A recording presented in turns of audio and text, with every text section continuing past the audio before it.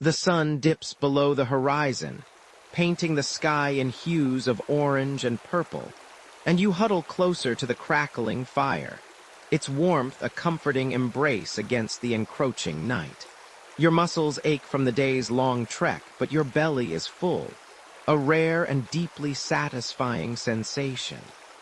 As you chew on a piece of roasted wild game, perhaps a rabbit caught in a cleverly laid snare, you listen to the low murmur of your band, the shared stories, the quiet laughter. There's a certain primal contentment in this rhythm of life, a direct connection to the earth that most modern humans have long since lost.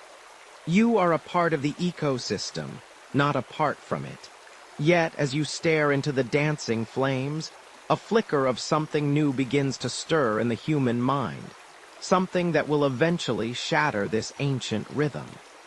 You've noticed, over countless seasons, the way certain plants return to the same spots, year after year. The wild grains, those small, unassuming grasses, always seem to thrive in particular areas after the floods recede. You've seen how the seeds, scattered by the wind or dropped by foraging animals, sprout anew. It's a subtle observation, one that at first means little more than knowing where to return next season for an easy harvest. But then, a thought, a truly revolutionary spark, begins to form. What if you didn't just find these plants but helped them grow?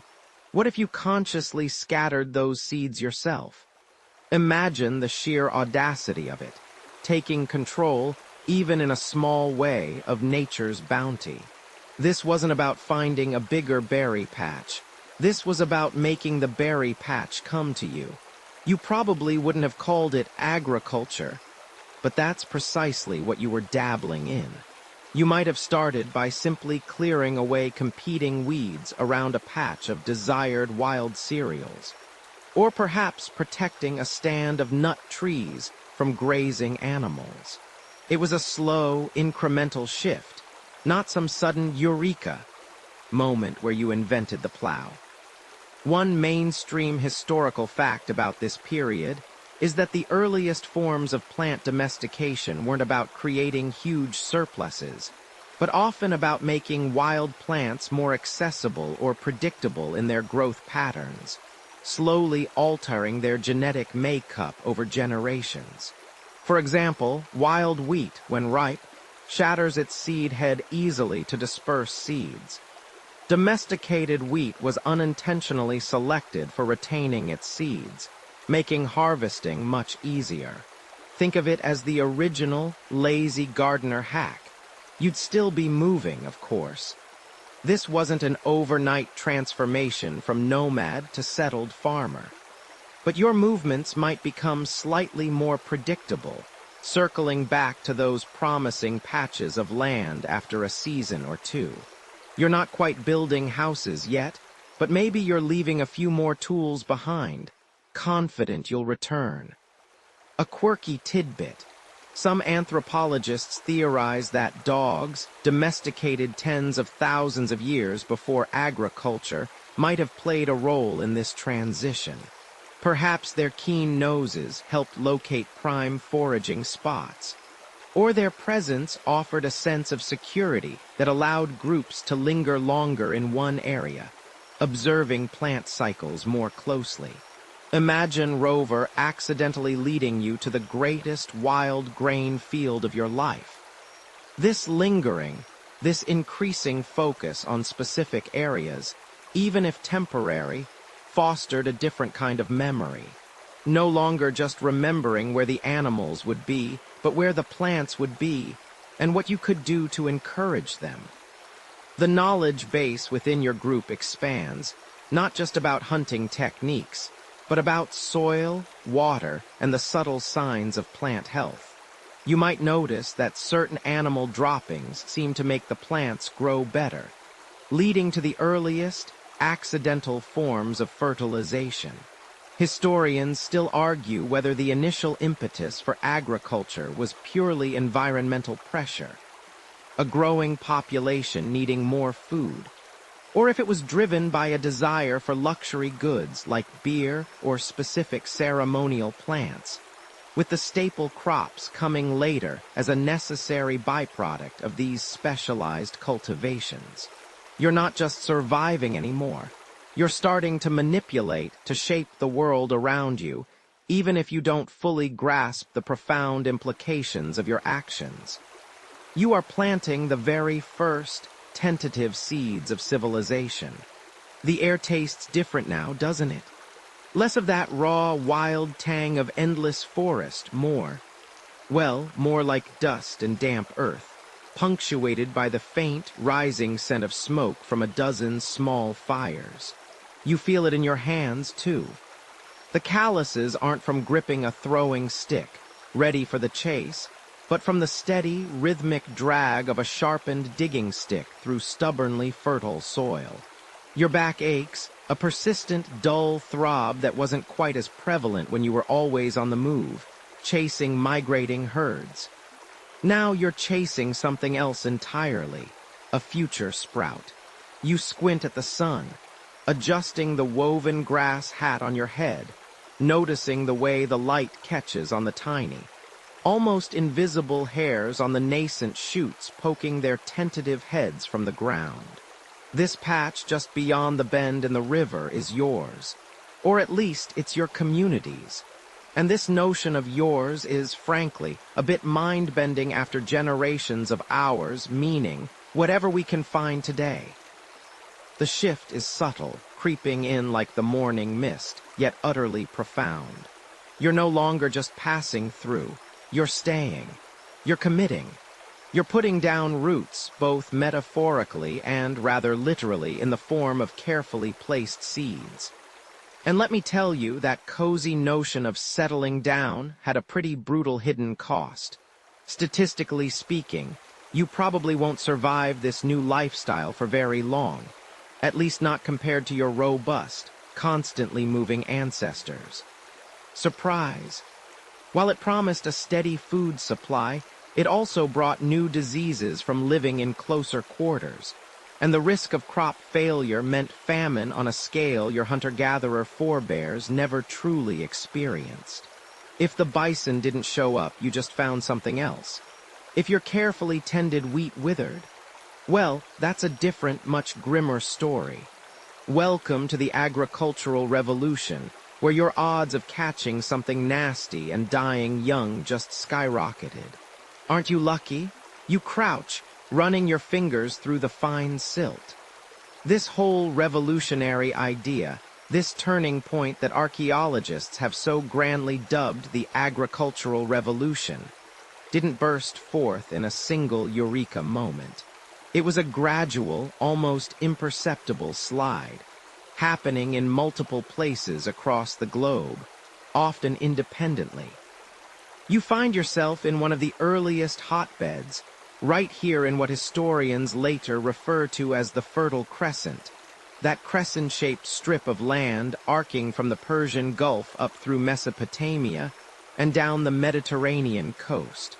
It's here around 10 to 12,000 years ago that your ancestors, and now you, began to truly crack the code of domestication. Not just of wild animals, though that's happening. 2 sheep bleat nearby, a sound that would have once signaled a potential meal for the day, but now means wool, milk, and eventually meat when they're plump enough. No, the real game changer is the plants. You're dealing with ancestors of what we now call wheat and barley. Imagine spending your days before this, foraging for wild grains, each tiny seed a treasure, often overshadowed by the effort needed to collect it. Now you're deliberately selecting the plumpest seeds, the ones that cling to the stalk without shattering, the ones that ripen uniformly. It's like being a prehistoric geneticist, except your lab is just, well, this dirt patch, and your tools are a sharp stick and infinite patience. This meticulous selection process, repeated season after season, slowly but surely began to morph these wild plants into the domesticated versions we rely on today. Those tiny, tough wild grains started becoming the plumper, more easily harvested cereals that would eventually fuel vast populations. It's the original glow-up, but for carbs. The beauty of it, or perhaps the drudgery, is the repetition.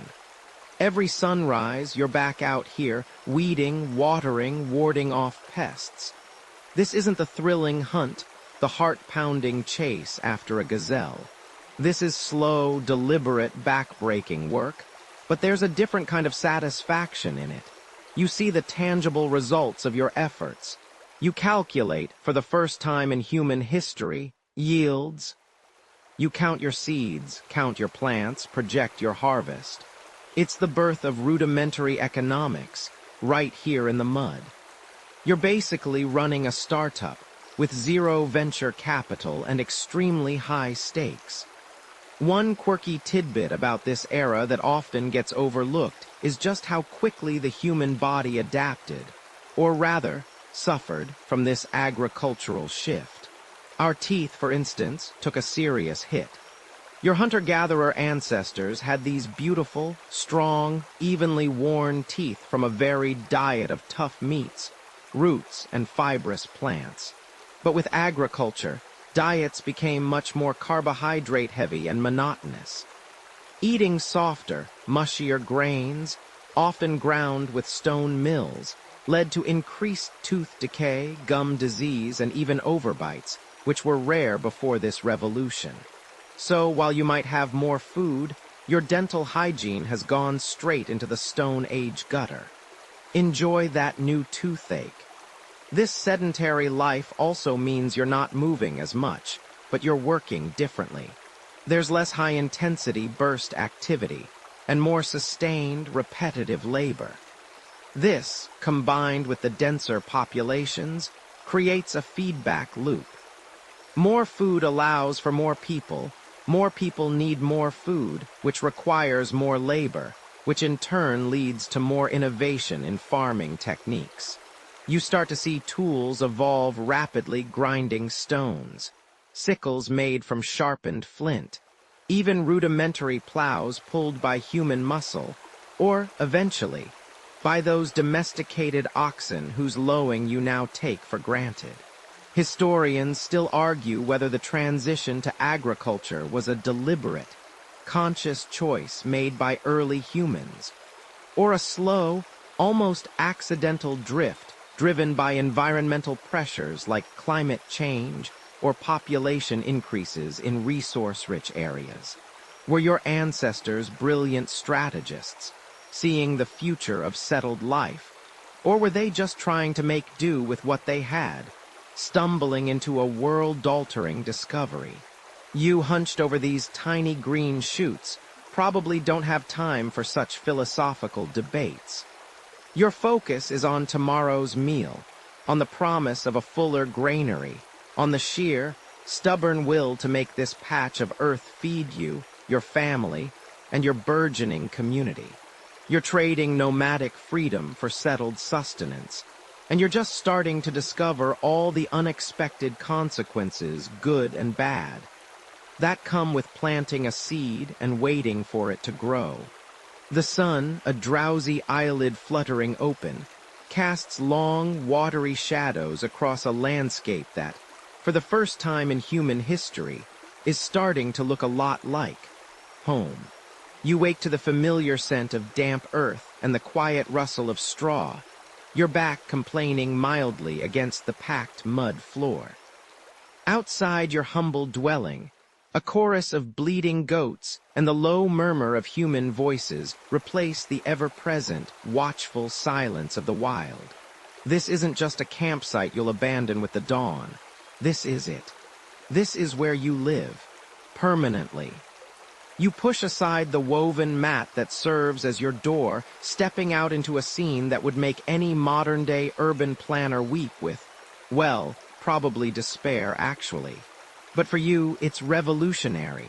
Mud huts, rounded and squat, huddled together like a clutch of oversized eggs. Smoke curls lazily from small, carefully placed holes in their roofs, hinting at the hearth fires within. The air, thick with the scent of wood smoke, livestock, and something indefinably earthy, tells a story of stability. No more packing up every scrap of your existence. No more endless trudging after migrating herds. Remember that constant ache in your calves, the gnawing anxiety about where your next meal would sprint off to? That's largely a memory now. Instead, you're looking at fields small, meticulously tilled patches of land where something green and promising is starting to poke through the soil. You helped plant those seeds, carefully pushing each tiny kernel into the earth, hoping against hope that they'd sprout. And they did. You're not just hoping for a lucky kill anymore, you're farming. And with farming comes a peculiar, almost intoxicating sense of belonging. The very ground beneath your feet feels different, transformed from a temporary stage into a rooted foundation. Of course, this newfound permanence isn't without its charms. You quickly discover that staying put has a few, shall we say, aromatic drawbacks. Your little mud hut, cozy as it is, quickly becomes very familiar with the smells of you, your family, and everything you eat and, well, everything you don't eat too.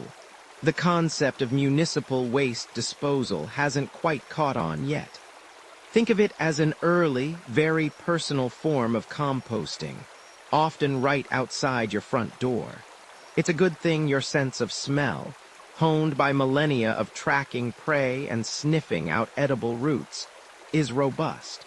You probably won't survive this if you're too squeamish. The novelty of a fixed address also brings with it an unprecedented closeness with your neighbors. You know everyone in your village, all 50, maybe 100 of them, intimately. You hear their arguments through thin mud walls, smell their cooking, and witness their celebrations. This constant proximity, while fostering a deep sense of community, also meant that when one person got sick, everyone else was probably next on the microscopic hit list. Disease, once a fleeting encounter for nomadic groups, became a persistent and often devastating companion in these early settlements. It's one of those mainstream historical facts that often gets overlooked. The very act of settling down, while providing security, also ushered in an era of new health challenges. Consider, for example, the sheer volume of human and animal waste. You might think, oh, just bury it. But when you're living in a relatively small, concentrated area, year after year, with no proper sanitation systems, that burying it quickly turns into a rather unpleasant layered cake of everything. Historians still argue whether early villagers truly understood the connection between their waste disposal habits and the mysterious fevers that swept through their communities. Was it seen as bad luck, angry spirits, or simply an unavoidable part of life? What we do know is that early urbanites, once they became truly urban, learned some very hard lessons about hygiene. On a lighter note, this newfound stability allowed for more than just agriculture. With less time spent constantly moving, you suddenly had spare time. Time to experiment, time to create. You might even start thinking about things beyond mere survival, like, say, how to make your mud hut even cozier. Or perhaps how to make a slightly less lumpy pot for your gruel. This led to a surprising proliferation of specialized tools and crafts. Suddenly, someone was really good at weaving baskets, another at chipping flint, and a third at figuring out how to stop the roof from leaking quite so much. It was the original find your niche moment, long before anyone invented LinkedIn. You might even have tried to monetize your excellent mud mixing skills, perhaps by trading your perfectly consistent mud bricks for an extra handful of those newly domesticated lentils. It truly was the dawn of a new era, one where the biggest worry wasn't a saber-toothed tiger, but rather Whether your new neighbor's goats were going to eat your meticulously cultivated patch of wild wheat. You stand there, a faint breeze carrying the scent of damp earth and something else. Something earthy and alive, not just the familiar musk of your own kind or the distant tang of wild game. It's a new smell, clinging to the air, an aroma of concentrated animal, a blend of hay, waste, and warm, breathing hides. Your mud hut, a testament to your newfound permanence, feels sturdy beneath your hands. But the world outside its walls is shifting again, not with the abruptness of a flood or the sudden appearance of a predator, but with a slow, deliberate hum. You hear it first, a lowing, then a bleating, then a curious, almost conversational grunting. These aren't the quick, frightened sounds of prey bolting through the underbrush, nor the guttural growls of something dangerous lurking just beyond the firelight. No, these are sounds of proximity, of presence, of animals you've somehow convinced, or perhaps more accurately, tricked into staying close. Remember those fleeting glimpses of a wild goat, a wary sheep, a massive, imposing auroch. Now you find them not in the perilous hunt, but just beyond your village's nascent borders, penned in, surprisingly docile, if still occasionally ornery. Welcome to the world of animal domestication, where your morning commute now involves navigating around surprisingly large piles of animal droppings. Good luck with that. This isn't about the thrill of the chase anymore. That primal rush, the surge of adrenaline as you track a deer for days, ending in either a glorious feast or profound disappointment, is fading into memory. Instead, you're learning the quieter, perhaps more insidious art of patience. You're no longer just a hunter. You're a rancher in training, a shepherd, a guardian of creatures you once only pursued. You notice the shift in your hands, less calloused from grasping spears, more stained from mucking out pens. And let's be honest, the smell is just going to follow you everywhere now. Your friends probably already give you a wider berth. The sheer audacity of it when you really think about it. You're taking wild animals, animals that for millennia have roamed free, and you're saying, hey, listen up, you're living here now. And you're going to provide. It's an unspoken agreement, of course. You provide protection from larger predators and a consistent, if sometimes monotonous, food supply, and in return they provide, well, everything. Meat, milk, wool, hide, bone for tools, and perhaps most crucially, dung for fertilizing your small plots of land. It's like discovering that your pet dog can also do your taxes if your pet dog weighed a ton and had horns. Your earliest ventures into this strange, new partnership involved species like wild goats and sheep, whose ancestors roamed the Fertile Crescent around 9000 BCE. They were perhaps the easiest to convince, being smaller, less aggressive than the formidable auroch, and prone to herd behavior, which made their management slightly less suicidal. Mainstream historical fact alert. The very first animal likely domesticated was the wolf, leading to dogs well before this period. But for agricultural purposes, it was the sheep and goats that truly kicked off the livestock revolution. Imagine trying to domesticate a saber-toothed tiger. Here, kitty, kitty, would quickly turn into, oh dear, I seem to be someone's snack. These early cattle pens, as rudimentary as they were, truly represented a physical manifestation of this new way of life. They weren't elaborate structures. Think less bespoke barn and more hastily erected mud wall, perhaps reinforced with branches, designed to contain rather than impress.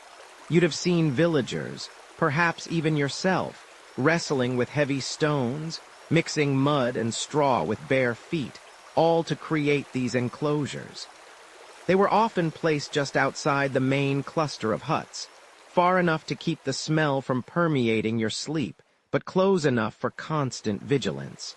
After all, a predator taking one of your precious few sheep could mean the difference between a full belly and a very hungry week. You probably wouldn't survive this if a significant portion of your small herd was lost. This isn't a game, it's dinner, or the lack thereof. The day's routine shifts dramatically. No longer are you solely preoccupied with the erratic patterns of game animals. Now, your mornings are punctuated by the insistent demands of hungry mouths, your evenings by the rhythmic chewing of cud. You learn the nuances of animal behavior, the subtle twitch of an ear, the shift in weight, the telltale snort that warns of trouble. You become intimately familiar with the personalities of your individual animals, a quirky tidbit of daily life you never expected. You might even name them, though perhaps not after your favorite ancient rock star. Early human relationships with their animals were far more practical than sentimental. But you can bet there was always that one goat who just had a terrible attitude. This domestic shift wasn't a sudden, eureka moment. It was a gradual process, likely starting with semi-tamed animals following nomadic groups, then being increasingly integrated into the settled village life. Historians still argue whether the initial drive for domestication was primarily for meat, milk, or even just as a mobile source of food storage, a living pantry for when the crops failed or the hunting was poor. But what's undeniable is the cascading effect it had on your existence. Now you have a more reliable protein source, reducing the feast-or-famine cycles that plagued your ancestors. You have wool to spin into rough fabrics, offering better protection from the elements than animal skins alone. The dung, a seemingly trivial byproduct, becomes a vital resource fuel for fires in wood-scarce areas, and a nutrient-rich fertilizer for your expanding fields.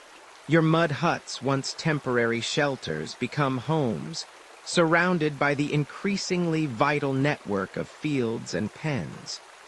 The world is getting a little smaller, a little more controllable, and a whole lot smellier. And you wouldn't have it any other way, because for the first time, stability feels less like a dream and more like a daily grind. You trudge through fields that just a few generations ago were untamed wilderness, but now they stretch out, a vast green promise. The air is thick with the smell of rich earth and the hum of insects, a stark contrast to the primal quiet of the hunter-gatherer days. You see the grains, heavy-headed and swaying, ready for harvest, and the sight isn't just food, it's security. It's knowing that tonight and tomorrow night, and probably the night after that, your belly won't rumble with the gnawing hunger that plagued your ancestors, the ones who crisscrossed continents just to find enough berries and bison. That deep, comforting thrum of surplus, of having more than you immediately need, it's a profound shift in the human experience. It's what allowed your great aunt Mildred to finally stop chasing gazelles and actually perfect her mud pie recipe. Now, with fields yielding a bounty and those cleverly designed cattle pens, remember those. So much tidier than wrangling a wild boar every Tuesday, something fascinating starts to happen.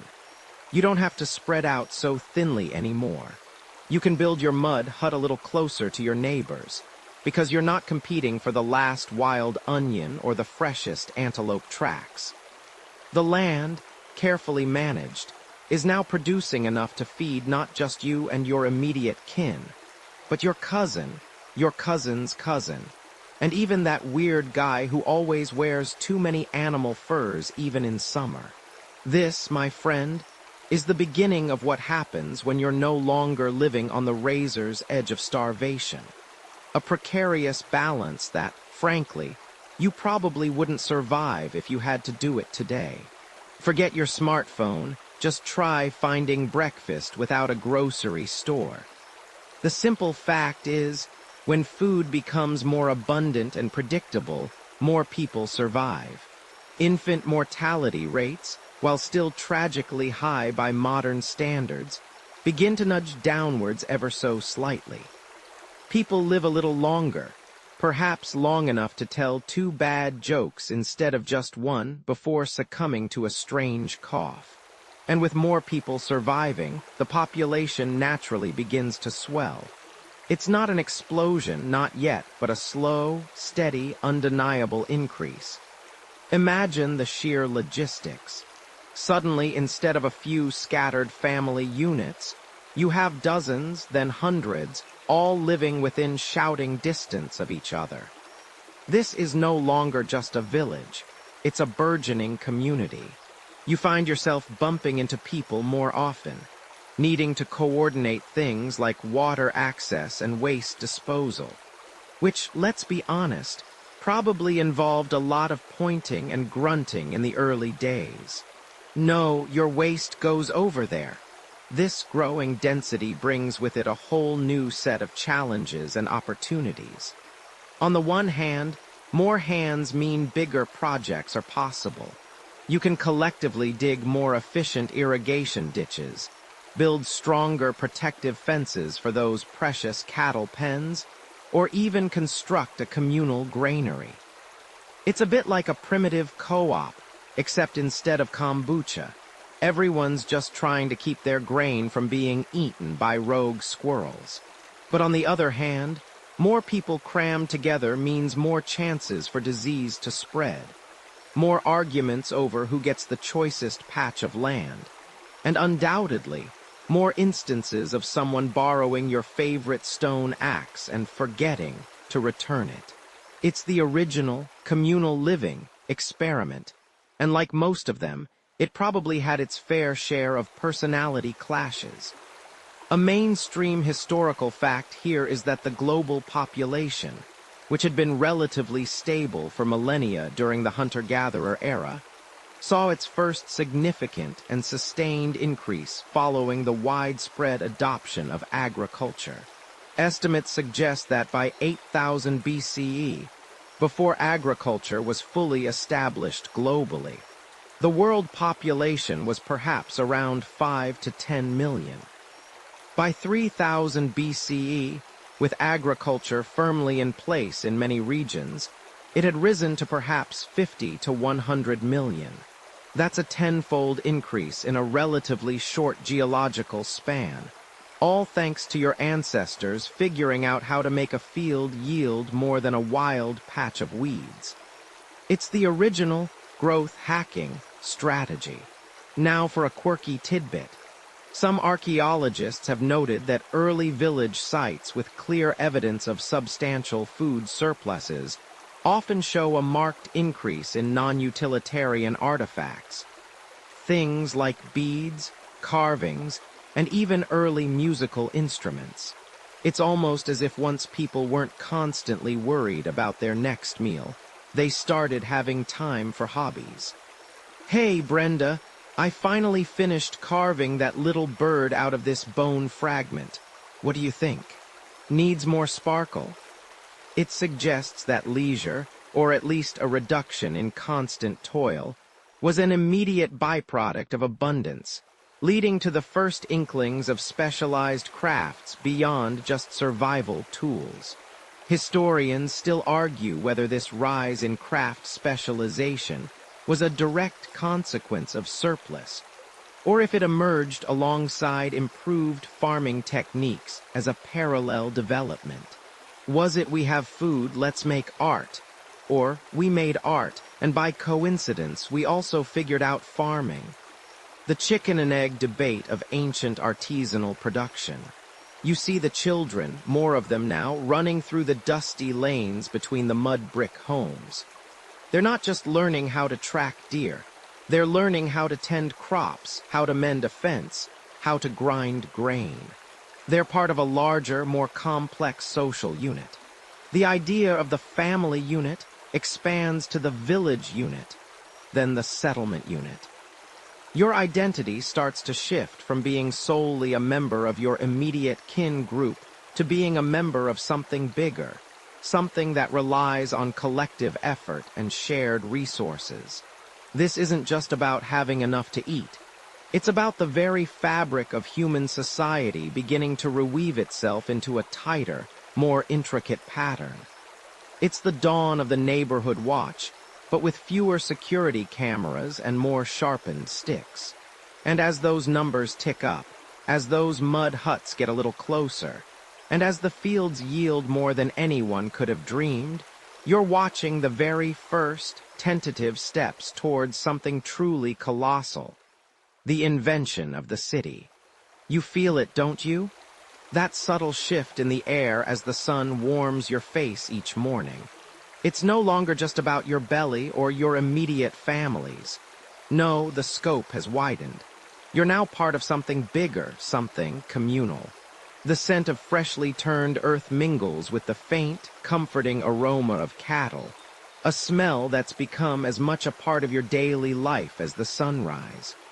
You trudge out to the fields, the soil soft beneath your calloused feet, and you don't just see your plot. You see everyone's plot, the collective. It's a fascinating, terrifying new world where your survival is inextricably linked to the guy trying to teach his goat not to eat the sprouts, and the woman who insists on humming off-key while she grinds grain. The mud huts, remember them. Those sturdy, reassuring cocoons of clay and straw.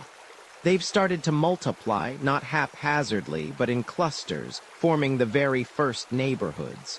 And with more people staying put, with the promise of more food from those burgeoning fields and those ever-expanding cattle pens, a new challenge arises.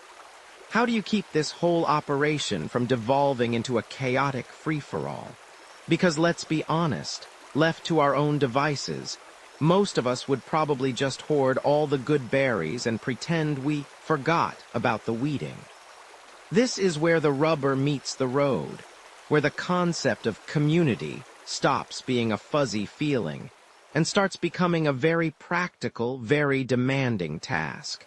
In fact, if you'd been born just a few generations earlier, you probably wouldn't survive this level of social complexity without a proper leader.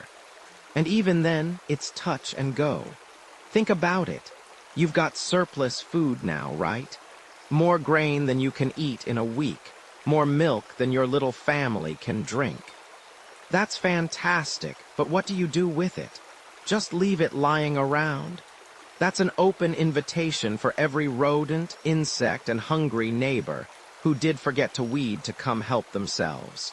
So you start thinking about storage. Big clay jars, perhaps sealed tight, or maybe pits dug deep into the earth, lined with straw and covered with stones. These early granaries weren't just about preserving food. They were the first banks, the earliest forms of collective wealth. You contribute your share, and in return, you know that when the lean times come, there's a common reserve to draw upon. It's the ultimate communal pantry, where everyone gets a turn deciding what's for dinner, as long as it's some form of grain or dried meat.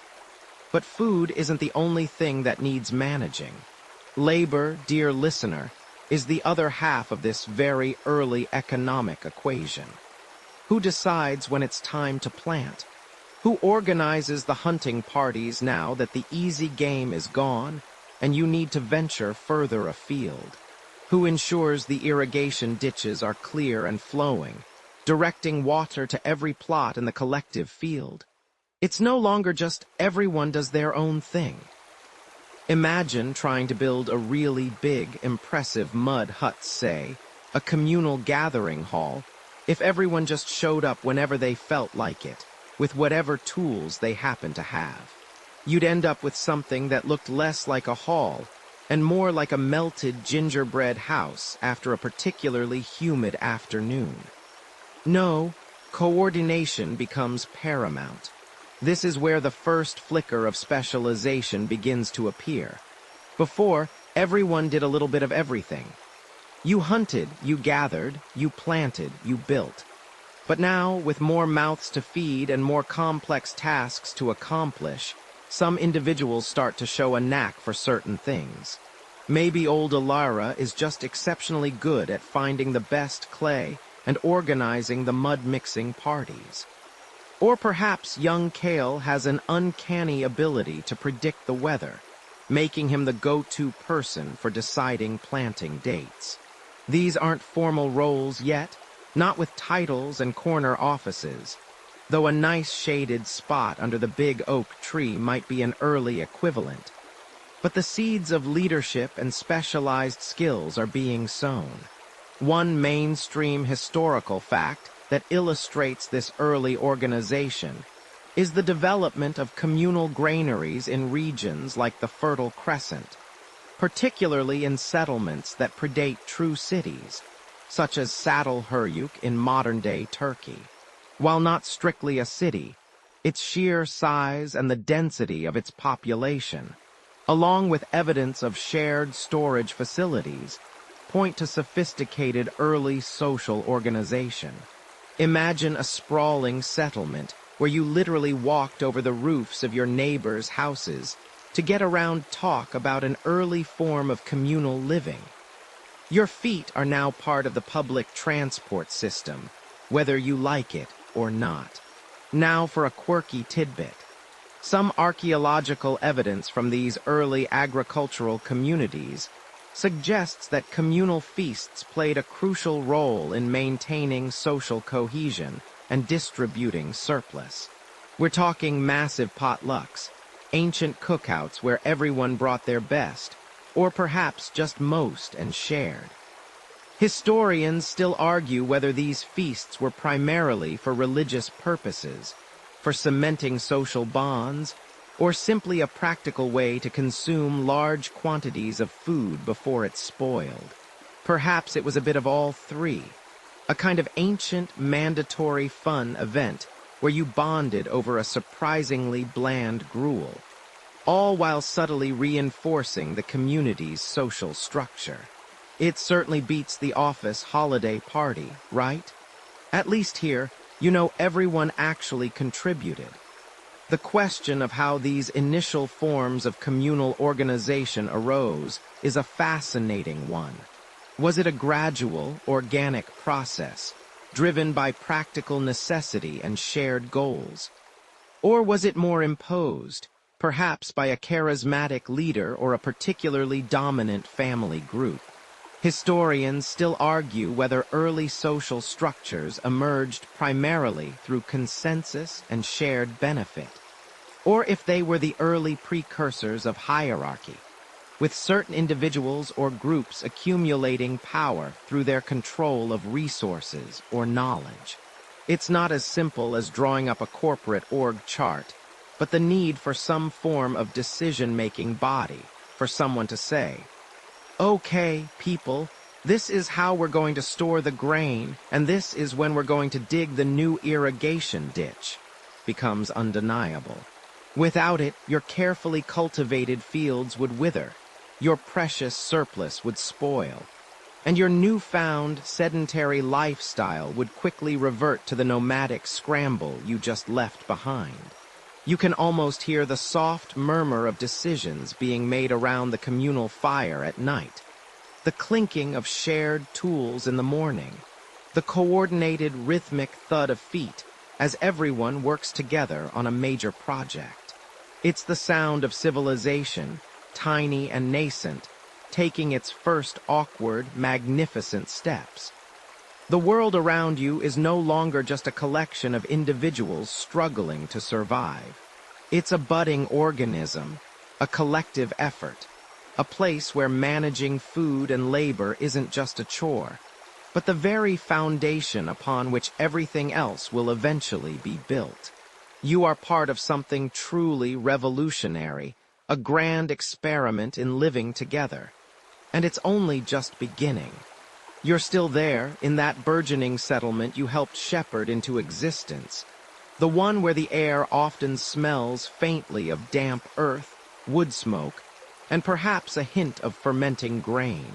Remember those days not so long ago, when every single one of you was a jack of all trades, master of none, perpetually trudging through the wilderness in search of the next meal.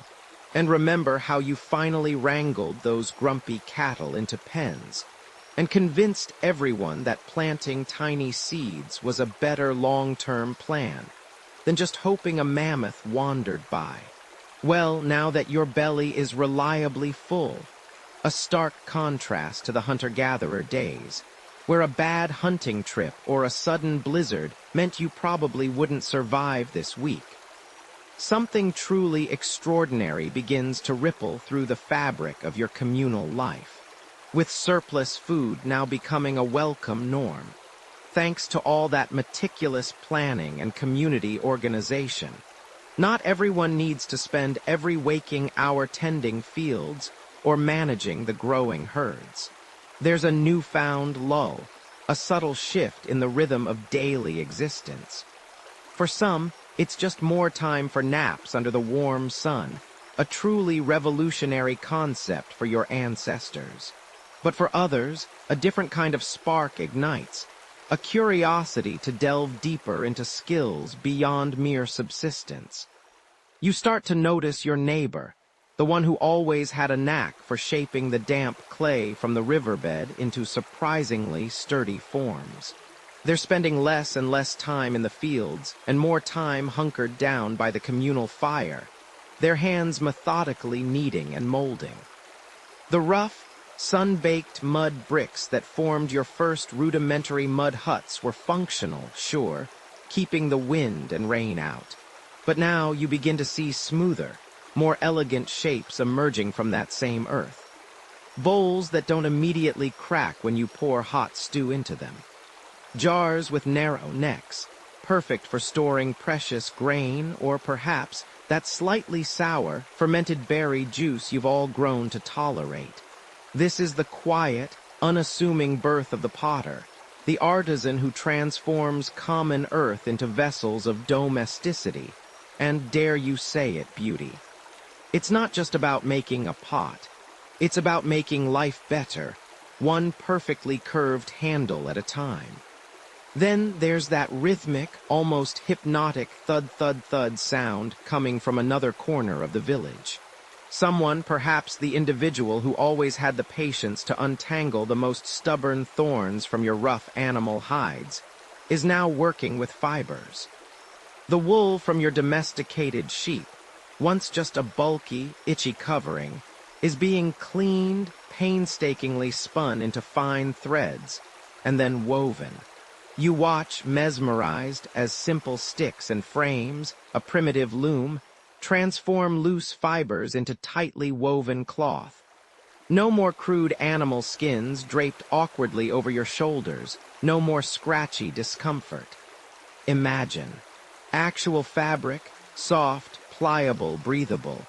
This is the weaver, dressing the community in comfort and warmth previously unimaginable, perhaps even adding a splash of natural dye to make things fashionable. And the tools, oh, the tools. Remember how you used to spend hours, meticulously chipping away at flint, often ending up with nothing but sore fingers and a pile of broken shards, just to get a halfway decent blade. Now, there's someone dedicated to that task. You see them hunched over a pile of raw flint, striking with an almost surgical precision, shaping, refining. The sharp, clean click as a perfect flake detaches, gleaming in the sun. Or, even more astonishing, the resonant clang of hammer on what looks like a reddish-brown rock, a new, metallic sound echoing through the settlement. This isn't just a better axe. It's an axe made by someone who does nothing but make axes. They know the grain of the stone, the subtle temper of the copper. This is the tool maker, the person who makes everyone else's life easier, one perfectly balanced, impossibly sharp blade at a time. It's like a really, really old version of Amazon Prime, but with less drone delivery and significantly more walking involved in the supply chain. These aren't just hobbies anymore. These are becoming full-time occupations. You notice a quiet, yet fundamental, shift in the community's economy. The potter trades a set of sturdy bowls for a weaver's blanket. The toolmaker gets a generous portion of grain from the farmers whose fields are now more easily tilled with sharper hoes and spades. This mutual dependency, this recognition of specialized value, is a critical, often overlooked step towards a more complex society. It means that the community now trusts these individuals to provide for their needs, while they, in turn, provide for the specialists. It's a beautifully intricate dance of reciprocal reliance. Historians still argue whether the invention of pottery or the systematic development of agriculture first allowed for truly sedentary communities. Some argue vehemently that pottery, by making food storage and cooking infinitely more efficient, was the real game changer that solidified permanence in one spot. Others maintain that it was simply a natural byproduct of a settled agricultural life, an inevitable evolution once people stopped chasing their dinner. But what is undeniable is that pottery, alongside textiles and increasingly refined tools, represents some of the earliest and most widespread evidence of truly specialized craft skills, a testament to human ingenuity. And here's a quirky tidbit. Some archaeological finds suggest that particularly well-crafted tools or beautifully decorated pottery were not just functional items, but also served as powerful status symbols, occasionally even being buried with their owners, hinting at an early form of designer goods in a world where practicality was usually king. It's a quiet, profound revolution, this shifting of roles. No longer is every single person a generalist, equally and perhaps equally poorly skilled at hunting, gathering, farming, and building. Now you have experts, people who spend their entire days, from sunup to sundown, perfecting a single skill. It's the dawn of the professional, the specialist. And it's pretty amazing until you realize that if your designated potter suddenly decides they've had enough of clay and wants to become the village's first stand-up comedian, you're suddenly back to eating your delicious, slow-cooked stew out of your cupped hands. No bowls for you. This focused specialization also becomes a powerful engine for innovation. When you spend all your time thinking about pottery, you start to invent better kilns, new firing techniques, perhaps even the first rudimentary glazes. When you focus solely on weaving, you naturally develop more intricate patterns, stronger looms, and more efficient ways to process fibers. This cumulative knowledge, carefully passed down from experienced artisan to eager apprentice, becomes a powerful force for technological advancement. It's no longer just about survival. It's about making life better, more comfortable, more efficient, and, dare we say it, a little bit more luxurious. The need for raw materials also begins to transform your world. The potter needs good quality clay, the weaver requires specific fibers, and the toolmaker demands not just any stone, but the ideal kind of flint, or eventually, the rare, shiny copper ore. This creates an entirely new impetus for trade, not just within the village boundaries, but potentially with other emerging settlements. Suddenly, your cozy, self-sufficient village isn't quite so isolated anymore. Your cattle pens might be full, your fields bountiful, but you still need that special kind of flint from across the river, or that rare, shimmering copper rock from the distant hills. And someone, perhaps one of your burgeoning traders, needs to go get it. This interconnectedness, born from the very specialization you're witnessing, will soon begin to draw you and your community into an even larger, more complex web of human interaction. You've settled into a rhythm, haven't you?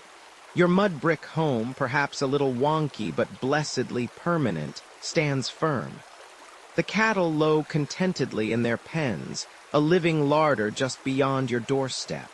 You're not just surviving. You're thriving. There's food enough, usually. There's even a bit of extra. And that's where things get interesting, because where there's a surplus, there's an itch to get something else. You see, your neighbor, let's call her Alara, she's become quite the whiz with clay. Remember those humble, sun-baked bowls you used to make? Alara's got them beat. Her pots are smoother, hold water better, and frankly, they just look cooler. They're less likely to shatter if you accidentally drop one, which, let's be honest, you do. A lot. Meanwhile, you've somehow stumbled upon a knack for flint knapping. Your spearheads are sharper, your arrowheads fly truer. You've got more than you need, really. And Alara's looking at your beautifully crafted projectile points with a glint in her eye, just as you're eyeing her latest batch of pottery. This isn't just swapping a handful of berries for a chunk of meat anymore. This is specialized production. This is, I made this really well and I have extra, and you made that really well and you have extra. Let's do a deal. And just like that, bartering goods beyond the immediate settlement's needs begins to form the very first threads of what we now call trade routes. You don't need to be a history major to figure this out. It's just common sense, or perhaps common laziness. Why struggle to make a mediocre pot when Alara makes excellent ones? Why risk a shoddy hunting tool when your pal makes a killer one? You start with your immediate neighbors, of course. A few clay pots for some flint tools, maybe some woven baskets for a particularly good cut of dried meat. But then a thought pops into your head, as clear as the morning dew.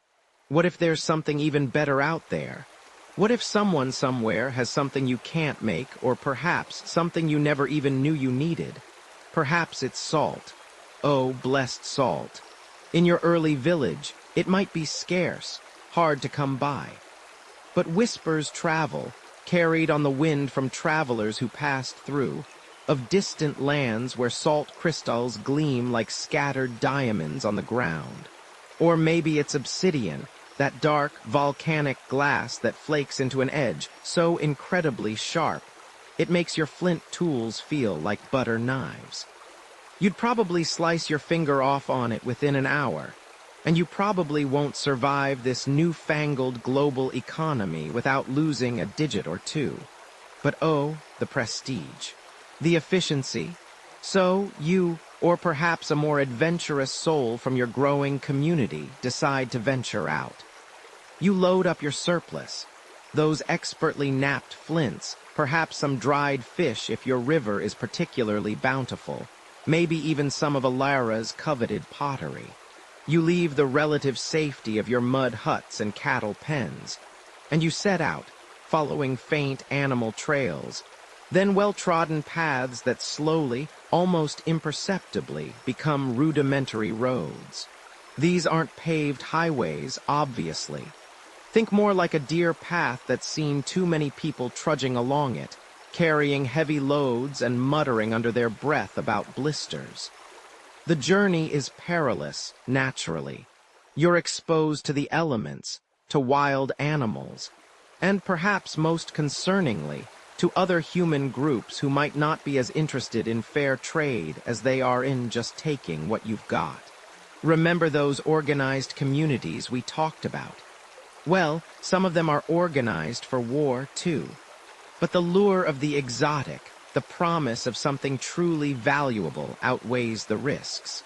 You might exchange your goods for things you need, or you might exchange them for things that others in your village need. Or, most interestingly, you might exchange them for things that other people in other villages need, becoming a sort of prehistoric middleman. This is where the concept of a merchant begins to sprout, albeit a very rugged, heavily armed kind of merchant. These early trade routes aren't linear. They spiderweb across the landscape, connecting distant settlements like invisible threads. Goods might pass through several hands before reaching their final destination. A piece of obsidian mined far to the north might be traded for some exotic feathers, which are then traded for a bag of salt, which then makes its way to your village. It's like a very slow, very dangerous Amazon Prime delivery system. And as these goods move, so do ideas. You meet people with different customs, different ways of speaking, even different ways of making things. You learn, you adapt. You might even pick up a new joke or two, though whether it translates well across language barriers is another story. Historians still argue whether the primary driver for these initial long-distance trade networks was the acquisition of luxury goods for elites, or the more practical need for essential resources like salt and obsidian that were geographically restricted. It's probably a bit of both, just like you might want a fancy new pot, but you really, really need that salt. One quirky tidbit: some of the earliest evidence of widespread trade comes from the distribution of marine shells found hundreds of miles inland, far from any coast. Imagine someone, thousands of years ago, trudging through vast plains, a few pretty seashells clutched in their hand, hoping to trade them for something useful. It's the ultimate souvenir, a silent testament to journeys taken. These aren't just objects, they're stories. They hint at incredible distances covered, driven by the simple human desire for something new, something better, something different. And as these routes solidify, as the footpaths become more defined, as more and more people engage in this exchange, your little settlement starts to change even more. It becomes a hub, a meeting point. If people are coming from far away to trade, they need places to rest, to eat, to resupply. They need protection. And so your village, already growing from surplus food and specialized skills, starts to morph into something larger, something more complex. It's not just a place where you live. It's a place where things happen. The sun beats down, just like it did on your ancestors, but now there's a difference. You're not chasing wild herds across endless plains, hoping for a lucky kill. You're standing on the edge of a ditch, sweat stinging your eyes, the air thick with the smell of damp earth and something vaguely bovine. This isn't just any ditch. It's your ditch, or rather, the community's ditch, and its course determines whether your mud brick home stands as a beacon of plenty or a testament to starvation. Remember those little mud huts we talked about? They're still there, but now they're part of something bigger, something that demands a consistent water supply like a grumpy toddler demands a juice box. You see, those early settlements, those burgeoning villages born from the agricultural revolution and fed by the domestication of cattle, they had a problem. A big, wet, sometimes very dry problem.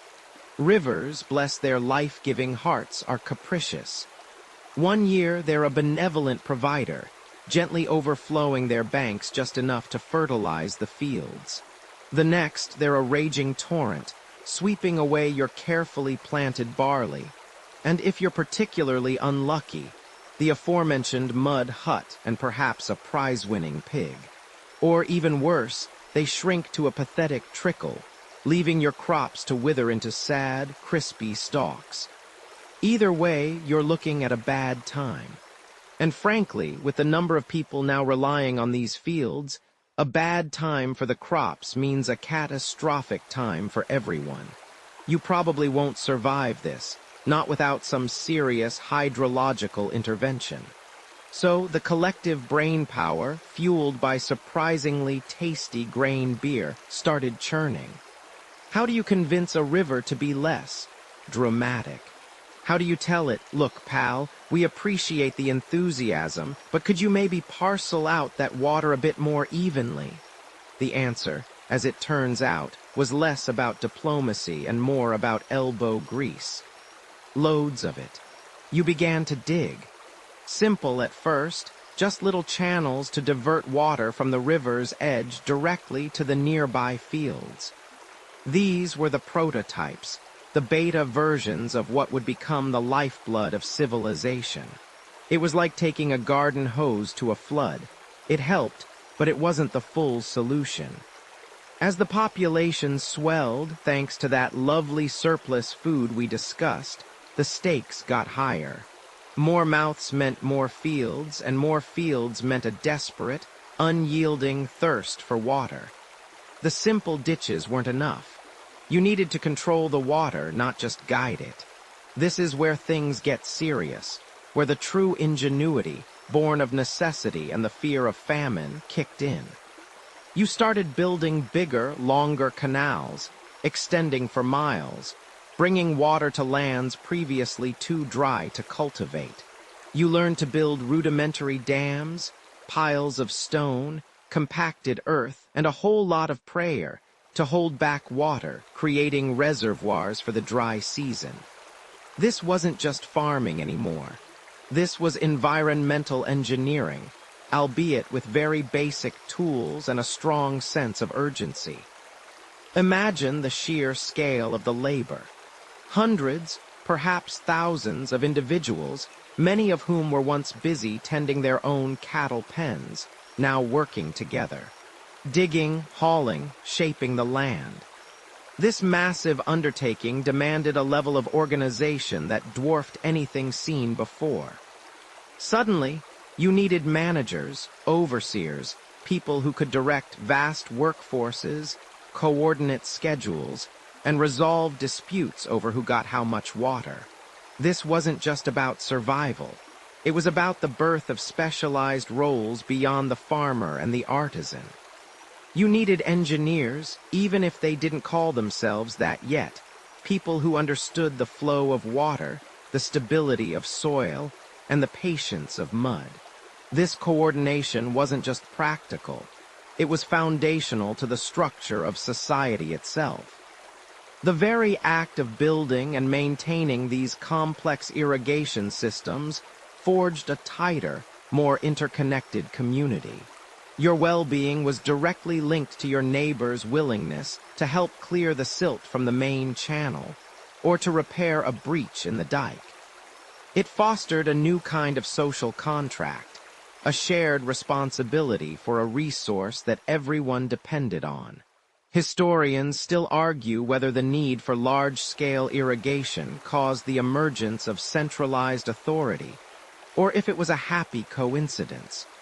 But what's clear is that these water projects became the ultimate litmus test for a community's ability to cooperate or, well, dehydrate. One fascinating mainstream historical fact is that the earliest large-scale irrigation systems emerged in Mesopotamia, specifically in Sumer, around 6000 BCE. The Tigris and Euphrates rivers were notoriously unpredictable, making flood control and irrigation essential for the development of their early cities like Uruk and Ur. These weren't just ditches. They were vast networks, often maintained by temple communities or early state structures, demonstrating an incredible grasp of hydraulics for the time. And for a quirky tidbit, some ancient Mesopotamian texts, particularly from the city of Lagash, mention a specific type of official known as the superintendent of the canal sluices. Not exactly a glamorous title, but it speaks volumes about the meticulous bureaucracy that grew up around water management. Imagine being that person, responsible for making sure the right amount of water flowed to the right fields at the right time, knowing that an error could mean widespread famine or a very annoyed deity. Talk about job pressure. The stability that these irrigation systems brought was transformative.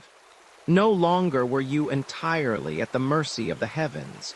You had, in a sense, tamed the wild heart of the river. This consistent, predictable food supply meant a significant reduction in famine. It meant more reliable harvests, which in turn meant a larger, healthier population that could then dedicate more time to things beyond mere survival, things like building even bigger monuments, developing writing, and perhaps, eventually, complaining about the cost of housing. The mud and the cattle pens were still there, But now they were watered, nurtured, and part of a much grander, more resilient tapestry of human endeavor. Your ancestors were no longer just living in nature. They were actively, profoundly reshaping it. You feel the pull before you even see it. A hum, a tremor in the very earth beneath your rough-hewn sandals. It's not the rumble of distant thunder or the familiar lowing of 1,000 cattle gathering at the muddy pens. Remember those endless bovine choruses, the aroma of damp earth and fresh. Well, you know, this is different. This is a gathering of minds, a convergence of spirits, a whisper that echoes through the reed beds and across the sun-baked plains. You trudge, your feet aching from the journey, the dust clinging to your sweat-soaked tunic. The air, usually thick with the scent of wood smoke and drying grain, now carries something else. The faint tang of incense, the murmur of chanted words, a sense of purposeful quietude that settles over the land. Up ahead where the village once haphazardly sprawled, a new silhouette rises against the horizon. Not just another cluster of mud-brick huts, but something grander, more deliberate. Taller, cleaner, more sacred. This isn't just a place where you swap a handful of dried fish for a neatly woven basket, or where you haggle over a particularly stubborn goat. This is where the intangible becomes manifest, where the anxieties of the uncertain world, the unpredictable floods, the baffling droughts, the mysterious illnesses that strike down even the strongest among you, are brought before something greater. You've always felt these forces, of course. You've left offerings on riverbanks, mumbled prayers to the rising sun, pleaded with the wind not to bring a sandstorm that could bury your precious barley fields. But now those individual whispers are consolidating, joining together into a resounding chorus. The mud, that ubiquitous, pliable friend that built your very homes and shaped your irrigation channels. Remember how we talked about mastering those watery arteries, bringing life to the parched earth, is now being used for something truly monumental. Teams of laborers, organized with a precision that would make your old village chief weep with joy and probably exhaustion, are piling brick upon brick, layer upon layer. These aren't just walls, they're statements. Statements of communal will, of shared vulnerability, of a collective yearning for meaning in a world that, frankly, often feels like it's trying to kill you. You probably won't survive this if the crops fail for just one more season, so best to hedge your bets with the divine. This emerging structure, often a towering platform or a complex of interconnected rooms, isn't just a building. It's the beating heart of your burgeoning settlement. It's a focal point for rituals designed to appease the unpredictable gods, to ensure the next harvest, to bless the new births, and to mourn the departed. This is where the abstract concept of belief starts to solidify into tangible form, where shared fears and hopes coalesce into a powerful, unifying force. Think about it. Before, you might have had a shaman, a wise elder who interpreted omens from the flight of birds or the patterns of spilled entrails. Now, those roles are becoming more formalized. A dedicated class of individuals, the priests and priestesses, are emerging, not just as spiritual guides, but also as powerful administrators. They're the ones who interpret the divine will, yes, but also the ones who organize the massive labor gangs for temple construction, who manage the vast offerings of grain and livestock that flow into the temple storerooms, and who, increasingly, begin to keep records, proto-writing perhaps, etched into wet clay, to track these immense resources. This centralized management, born from spiritual necessity, begins to intertwine with the economic life of the community. You join the stream of people flowing towards the temple complex. Farmers with baskets of ripe dates, herders leading a sacrificial lamb, artisans carrying intricately carved figurines. The air inside the courtyard is cool, shaded by high walls. There are niches where statues of deities reside, their eyes wide and unblinking. The smoke from the altar is thick, carrying the scent of burning herbs and the fatty aroma of roasting meat. For many rituals culminate in a communal feast, a tangible act of sharing the divine bounty. This communal feasting, remember those early discussions about surplus food from the cattle pens, now takes on a profound spiritual dimension, binding the community together not just through necessity, but through shared ritual. Historians still argue whether these early temples emerged primarily for spiritual reasons, or as centers for economic redistribution and political power. Perhaps it was a bit of both. A symbiotic relationship where faith provided the legitimacy for the burgeoning elite, and the elite provided the organization needed to sustain the growing population. What is clear, however, is that places like the Ina district in Uruk, in ancient Mesopotamia, grew into colossal complexes, transforming villages into true cities centered around their gods. These weren't just big huts. They were expressions of collective identity on an unprecedented scale, drawing people from surrounding hamlets who sought both spiritual solace and the security and opportunities that clustered around these sacred hubs. You watch as a priest, cloaked in fine linen, intones blessings over a new batch of clay tablets, perhaps inscribed with the temple's daily receipts or a list of offerings.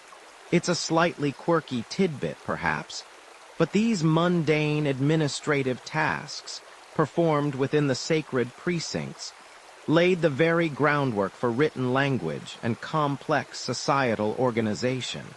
The divine and the bureaucratic, forever intertwined. The temple, once merely a place of worship, has become an administrative center, a granary, a school, a bank, and even a court of law.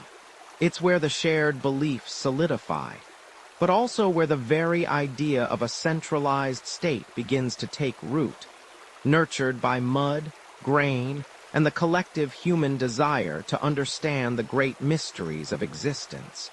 And so, as the dust settles around the newly centralized sacred spaces, those imposing, multi-tiered temples that dominate the skyline of what you now call home, a new kind of power begins to coalesce. You've seen the priests, those figures in their distinctive robes, standing tall and serene amidst the throngs. They were the ones who seemed to commune with the heavens, who understood the rhythms of the floods and the secrets of the harvest. They spoke with an authority that wasn't merely persuasive. It felt divinely ordained. But managing a growing population, even one united by shared faith and the promise of endless grain from those meticulously irrigated fields, is a beast of a different color. It's no longer just about sacrificing to the rain gods or figuring out the best way to stack mud bricks for your home. Now, you're dealing with surplus. Remember that delightful abundance from the rich riverbanks. And with surplus comes complexity. Who gets what? Who works where? Who settles the squabble when your neighbor's goat decides your prize-winning squash patch is its personal buffet? This is where the concept of leadership truly starts to calcify. No longer are decisions made purely by consensus around a communal fire, where everyone's voice carries equal weight. The sheer scale of your burgeoning settlement demands a more structured approach. You begin to notice certain individuals stepping forward, or perhaps being pushed forward by the collective need.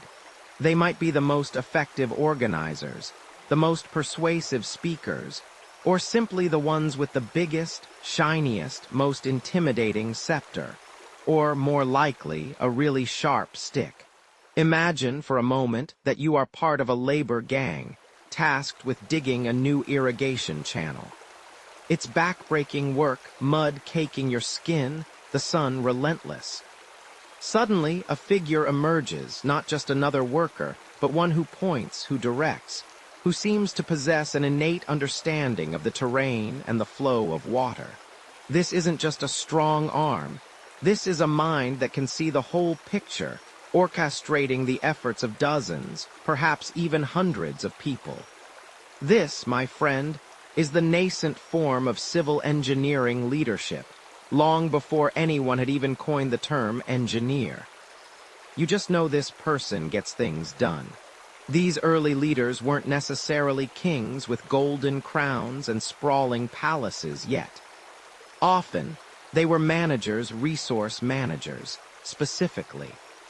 They oversaw the distribution of grain from the communal granaries, ensuring that everyone got their fair share, or at least enough to prevent a full-blown riot. They organized the planting and harvesting schedules, coordinating the efforts of dozens of families. They arbitrated disputes over land boundaries or lost sheep, their judgments becoming the bedrock of early legal systems. It was a bit like running a really, really large and incredibly demanding co-op. Except if you messed up, the consequences could be, well, let's just say you probably won't survive this if you're the one hoarding all the barley. Fairness, or at least the appearance of it, was paramount for stability. The sacred spaces you've built, those monumental temples, often became the administrative centers for this emerging leadership. The priests, who had long held spiritual authority, now found themselves also managing the community's wealth. They collected offerings, which morphed into a form of taxation, and then redistributed those resources. This blend of spiritual and economic power made them incredibly influential. Think of it. They controlled both your immortal soul and your next meal. That's a pretty compelling argument for cooperation, wouldn't you say? A mainstream historical fact here is the emergence of Uruk in Mesopotamia, modern-day Iraq, as one of the world's first true cities, where this complex administrative and priestly leadership truly flourished around 3500 BCE. Its temples, like the Ina precinct, weren't just places of worship but massive economic powerhouses, managing vast tracts of land, agricultural output, and specialized labor. This isn't just a village anymore. This is a city-state in its infancy, and it needs someone at the helm, navigating the choppy waters of human nature. And here's a quirky tidbit for you. Some early leaders might have been chosen, or at least legitimized, through seemingly bizarre contests or omens. There are whispers from ancient texts about leaders being selected based on who could best interpret bird flight patterns, or who possessed the strongest and most melodious singing voice. Imagine. All right, folks, time to pick our new chief. Let's hear your best falsetto, Bob. It certainly puts a different spin on election campaigns, doesn't it? Perhaps it was less about policy debates and more about who could hold a note. Historians still argue whether early leaders gained their power primarily through spiritual authority, military prowess, or economic control.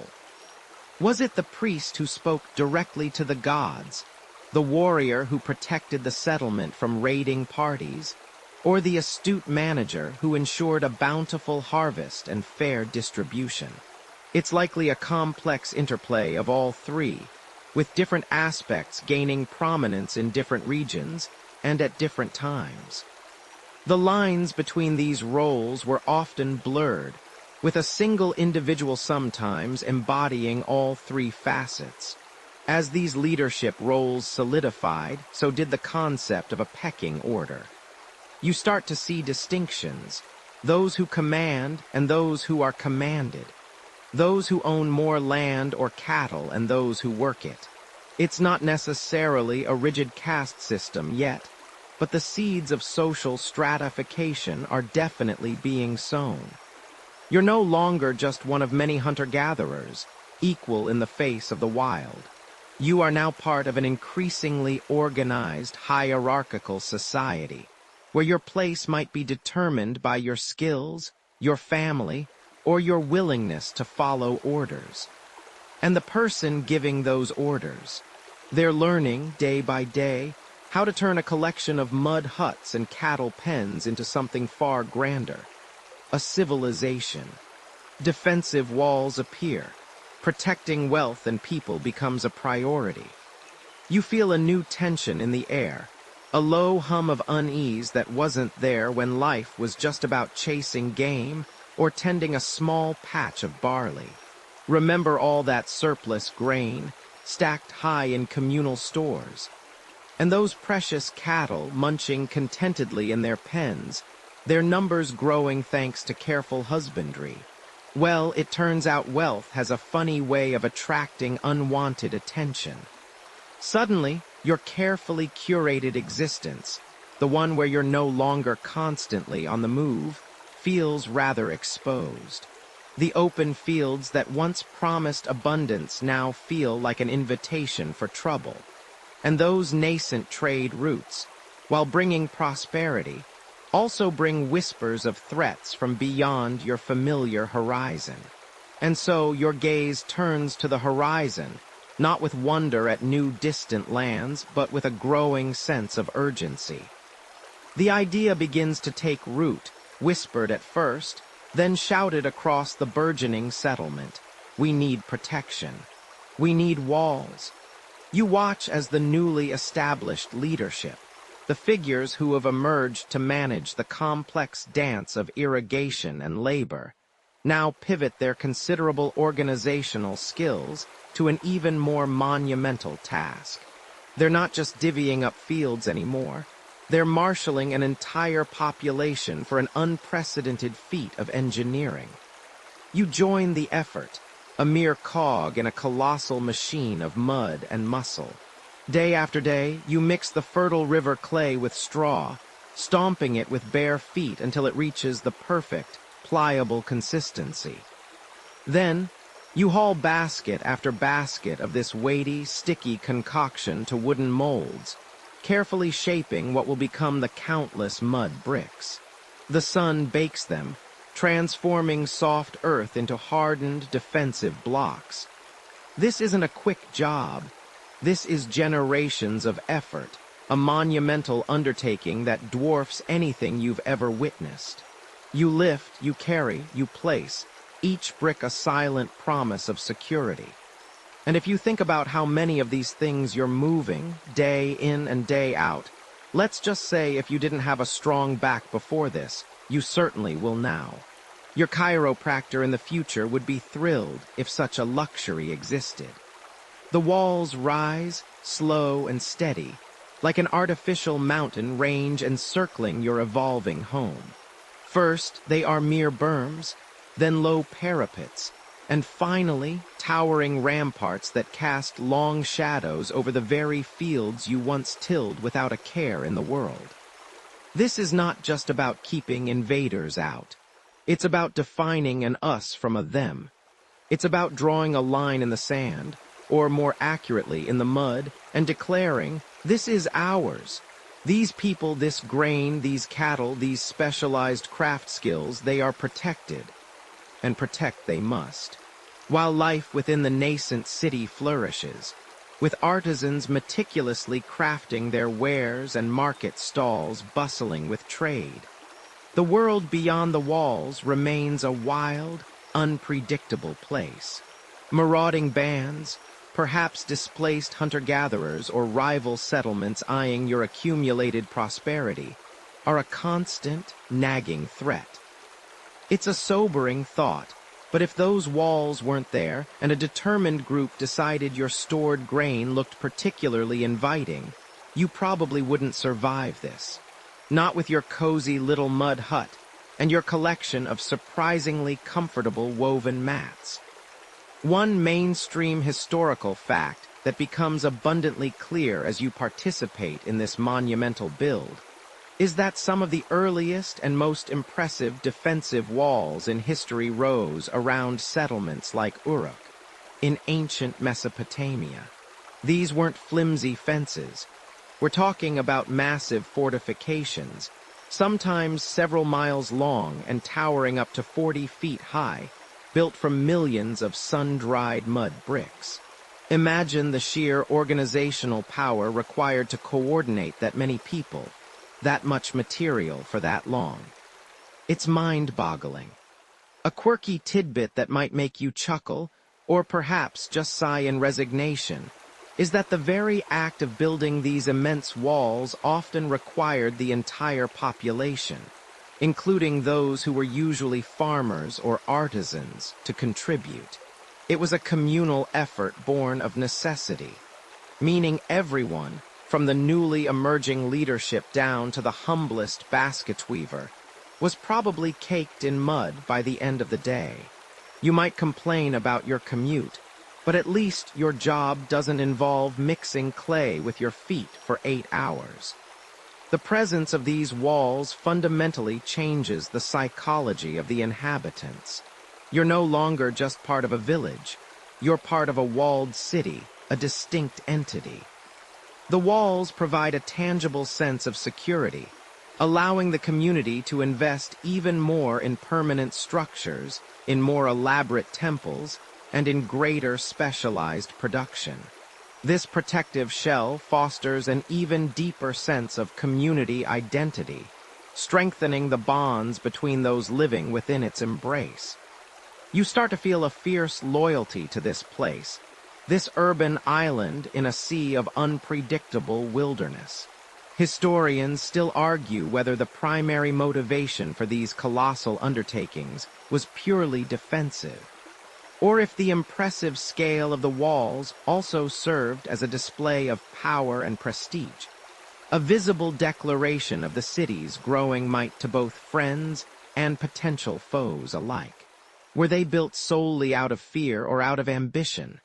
Perhaps it was a bit of both, a colossal shrug to the outside world saying, "We're here, we're rich, and we're not going anywhere without a fight." And as you wipe sweat from your brow, feeling the rough texture of the mud brick against your palm, you know one thing for sure. These walls are not just protecting your wealth, they're protecting your future. You trudge through the unpaved alleyways, the air thick with the scent of wood smoke, damp earth, and something vaguely animal. Perhaps a distant pig pen, or maybe just the general aroma of 1,000 unwashed lives crammed into a relatively small space.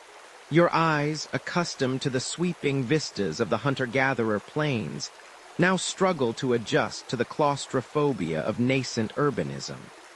Mud brick walls rise on either side, casting long, uneven shadows, hinting at a world that is no longer about endless horizons, but about contained spaces, defined boundaries.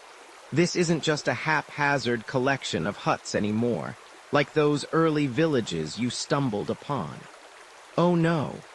As you round a corner, stepping over a discarded bone, you notice something deliberate. The paths aren't merely goat trails worn into the dirt. There's an underlying logic, a nascent grid beginning to assert itself. Houses, though still organic in their individual construction, are starting to align, forming crude rows. It's like watching a chaotic pile of Lego bricks slowly, almost reluctantly, snap into a recognizable pattern. You can almost hear the whispered arguments between early city planners. No, the latrine goes here, not next to the communal oven, Bartholomew. Have you learned nothing about basic hygiene? Not that they had a word for hygiene, mind you, or Bartholomew. But the sentiment, you can be sure, was present. Imagine trying to navigate this place without GPS, without street names, or even house numbers.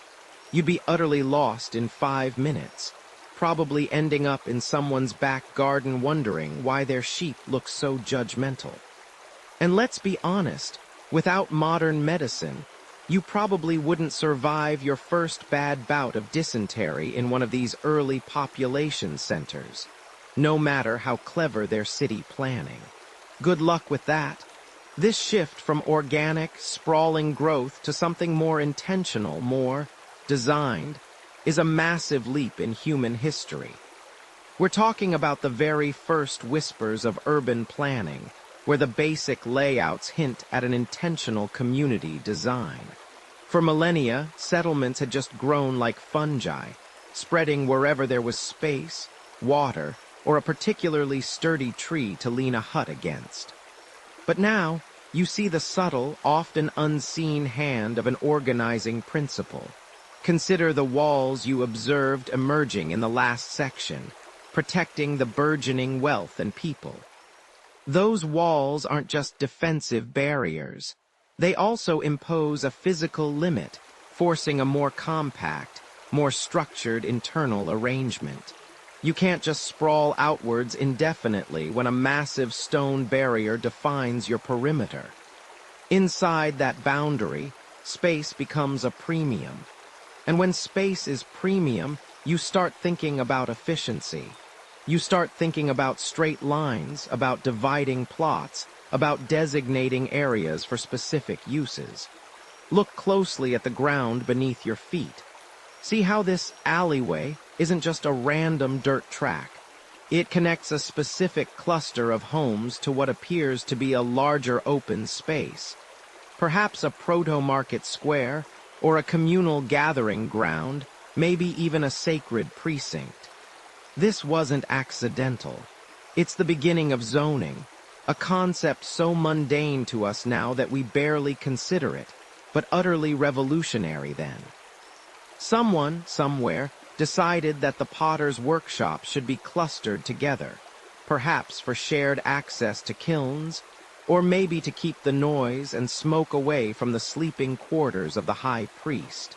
It was an early form of urban efficiency, born of necessity, and perhaps a burgeoning sense of communal aesthetics. One mainstream historical fact that supports this is the discovery of early grid-patterned cities, such as those of the Indus Valley civilization, like Mohenjo-Daro and Harappa, dating back to around 2500 BCE. While these are later examples than the very first hints of planning, they represent the peak of this early design, showcasing remarkably uniform street widths, sophisticated drainage systems, and a clear division of residential and public areas. Even earlier in places like Mesopotamia, while less perfectly gridded, there's evidence of main thoroughfares, public squares, and designated areas for temples and administrative buildings. These weren't just paths that happened to get worn into a grid. They were laid out with a purpose. It's like someone finally got a ruler and decided to stop freehanding their settlements. Enough with the squiggly paths, people.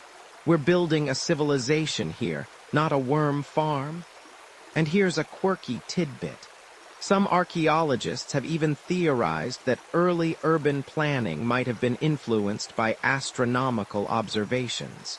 The alignment of certain streets or buildings with the rising sun on a solstice, or the setting of a particular star, suggests a connection between the cosmic order and the earthly order they were trying to impose.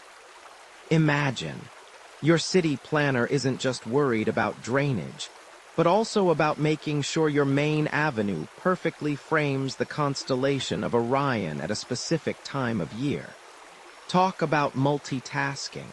It makes you wonder if they ever had an argument where one planner would say, "But if we put the temple there, the sun won't hit the sacred altar precisely at dawn on the equinox," while the other just wanted to move a few houses for better airflow. Historians still argue whether these initial patterns were truly premeditated urban planning, driven by a grand vision, or merely the organic outcome of repeated building practices and pragmatic solutions to common problems. Was it a top-down decree from an emerging leader you saw taking shape in the last sections, or a bottom-up consensus that evolved out of shared needs for defense, water management, remember that crucial aspect, and efficient movement of people and goods?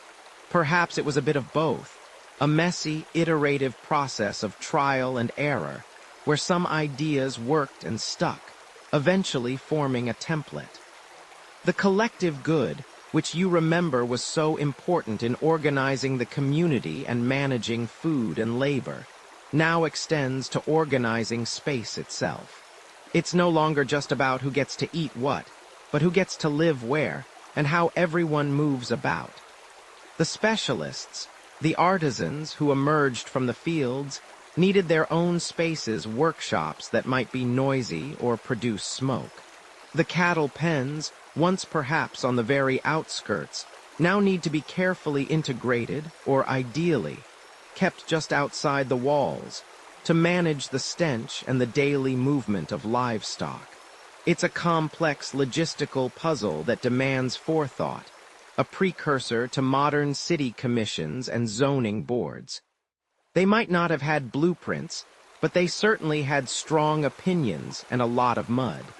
You push through the throng, elbowing past a potter carrying an unbaked jar, stepping around a cluster of gossiping women haggling over a basket of dried dates.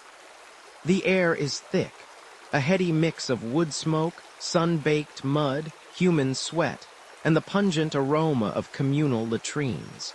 Remember those small, orderly villages you helped build, where you knew every face, every bleeding goat?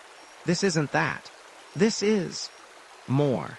It's a roaring, breathing entity, a beast of mud and human ambition.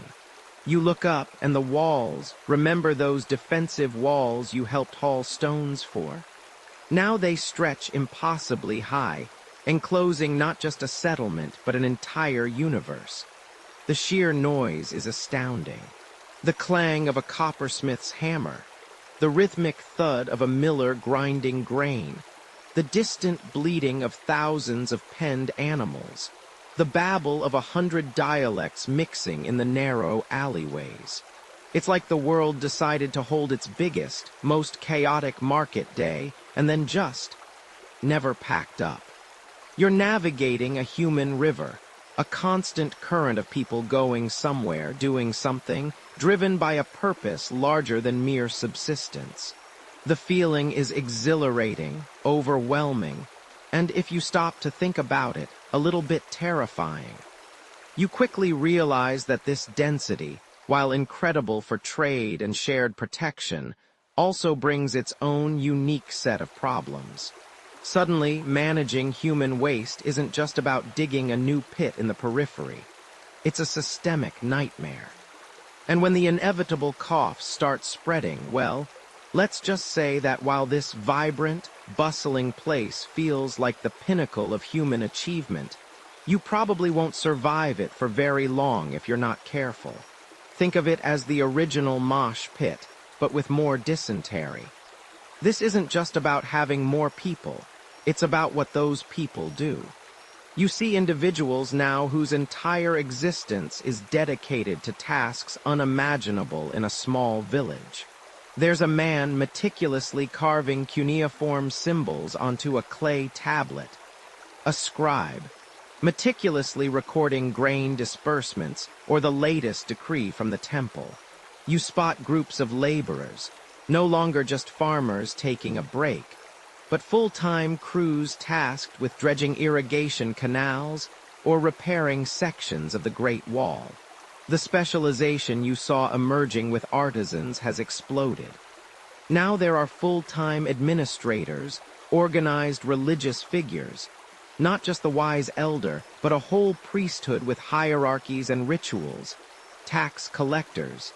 Yes, even back then, and even specialized peacekeepers trying to sort out arguments over prime market stall locations. This level of coordination necessitates a far more formal, centralized authority than the gentle persuasions of a village council. Someone, or some group, has to make the grand decisions, allocate resources on an unprecedented scale, and ensure that thousands of people, most of whom you don't even know, continue to function as a cohesive whole. This fundamental shift is vividly illustrated in places like Uruk, one of the earliest and most well-documented true cities in Sumer. By 3000 BCE, Uruk wasn't just a large town. It was a sprawling metropolis, estimated to have housed anywhere from 40,000 to 80,000 people. Imagine that, a city of tens of thousands, built predominantly from mud brick, dominated by colossal structures like the Ina and Anu ziggurats, towering multi-story temples that redefined monumental architecture. These weren't just places of worship. They were economic hubs, administrative centers, and symbols of collective power and identity. It's hard to fathom the sheer logistical challenge of feeding and housing such a population, let alone organizing the labor for buildings that dwarfed anything built before. And speaking of logistical challenges, a quirky tidbit. Archaeologists have discovered extensive networks of Uruk period sewerage systems beneath some of these early urban centers. They weren't exactly modern plumbing, more like cleverly designed drainage channels. But it shows just how quickly they had to adapt to the realities of dense urban living. Apparently, even back then, no one enjoyed wading through ankle-deep slop. So, what truly distinguishes this bustling, complex behemoth from merely a very large village?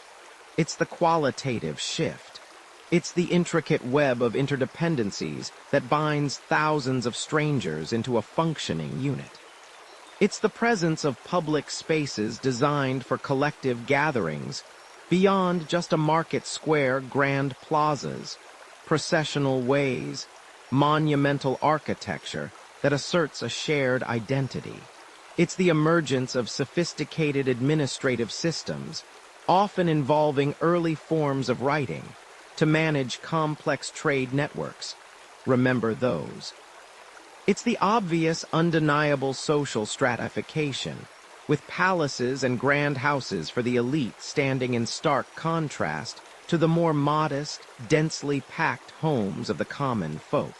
Historians still argue whether the defining characteristic of a true city is a certain population size, the presence of monumental architecture, a sophisticated division of labor, or even the existence of a formal state apparatus. It's a fascinating debate, but as you stand here, jostled by the crowd, inhaling the scent of human endeavor, you know you are witnessing something fundamentally new. The basic urban planning you observed in earlier settlements has blossomed into a more refined, if still organic, design. And the defensive walls, those vital protectors of wealth and people you helped construct, now encompass not just a collection of homes, but a sprawling, dynamic entity, a new kind of human habitat that will forever change the trajectory of our story. Social stratification deepens. Wealth and power create distinct societal layers. You stand on the bustling main thoroughfare of what you now unequivocally recognize as a city. The air, thick with the scent of wood smoke, animal dung, and something vaguely metallic from the distant smithy, hums with 1,000 different conversations. But it's not just the noise that catches your attention. It's the stark visual contrast unfolding before your very eyes. You see it in the clothing. Coarse, undyed linen on some, perhaps even animal skins, while others glide past in finely woven fabrics, dyed with rich, earthy pigments that must have cost a fortune to produce. You see it in the gait. The shuffling weariness of those burdened with baskets of grain or bricks, compared to the assured, unhurried stride of someone whose only current worry seems to be deciding which particular spice their evening meal will feature.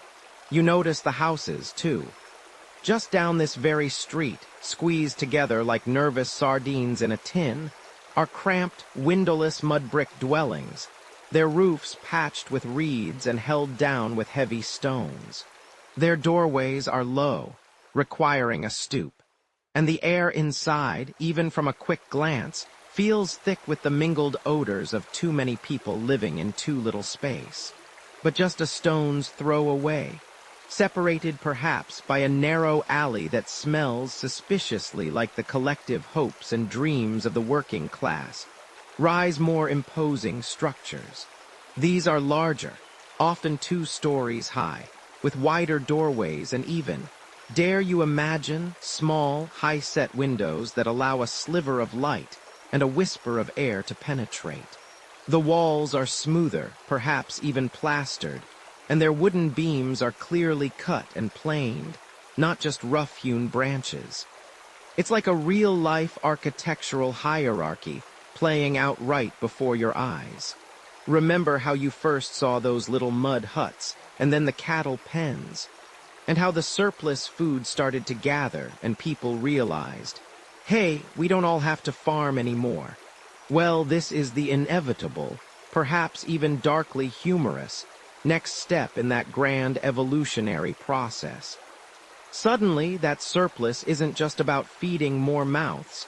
It's about feeding some mouths better than others.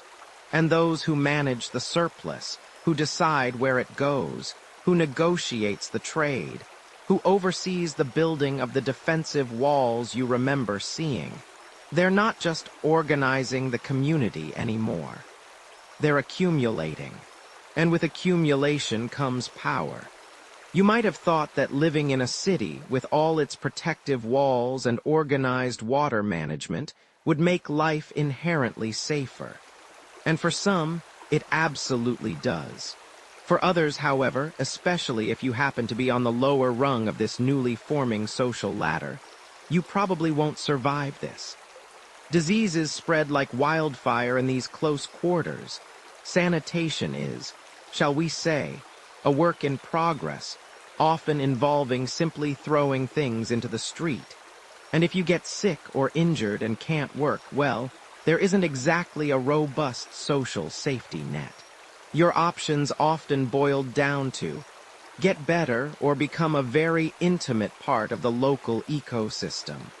And no, that's not a joke. What you're witnessing, then, is the deepening of social stratification.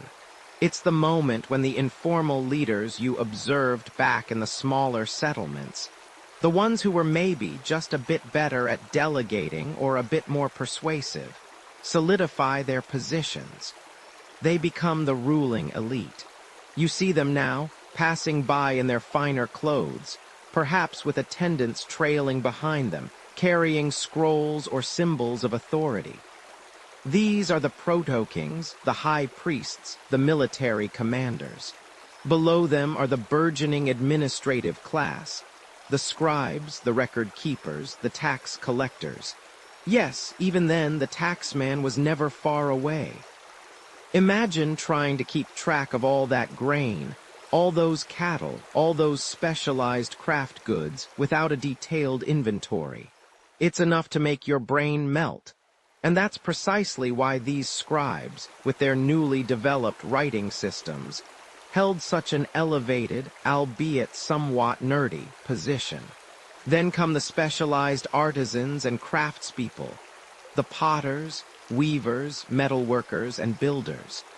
They're doing well, certainly better than the average farmer, but they're still beholden to the elite who commission their work and control access to raw materials. You see them bustling about, their hands stained with clay or dye, or their faces smudged with soot from the forge. Their homes are modest, but generally better than the very poorest. Finally, at the bottom of this increasingly steep pyramid are the common laborers, the farmers who still work the fields outside the city walls. And yes, even enslaved people, often captured in conflicts or born into servitude. Their lives are characterized by relentless toil, minimal reward, and almost no voice in the decisions that shape their world. It wasn't exactly a meritocracy, unless your particular merit was being born into the right family, which, let's be honest, is a pretty exclusive club.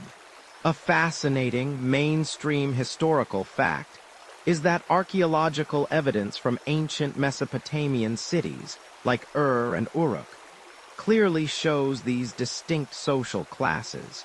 Lavish tombs filled with gold and precious stones, indicative of royal or priestly burials, stand in stark contrast to the simple pit graves of the common people, containing only a few humble grave goods. It's a powerful testament to how deeply entrenched these divisions became. And here's a quirky tidbit. Some early laws, often called sumptuary laws, specifically dictated what clothing, jewelry, or even food certain social classes were allowed to consume or display. Imagine trying to wear your fancy new turquoise beads, only to be told, "Sorry, those are for priests only. You're a bricklayer, get back to your mud." It must have been quite the fashion police state. Historians still argue whether this profound social stratification was primarily an economic phenomenon, driven by the control of resources, or if it was rooted more deeply in religious authority, with priests claiming divine right, or perhaps even military power, with successful warriors establishing dominance. Was it the guy with the most grain, the guy who talked to the gods, or the guy with the biggest stick who really started it all? Or was it, as is often the case with complex human developments, a messy, intertwined combination of all three? It's a debate that continues to fuel academic careers, and probably a few late-night arguments over ancient beer. But one thing is clear.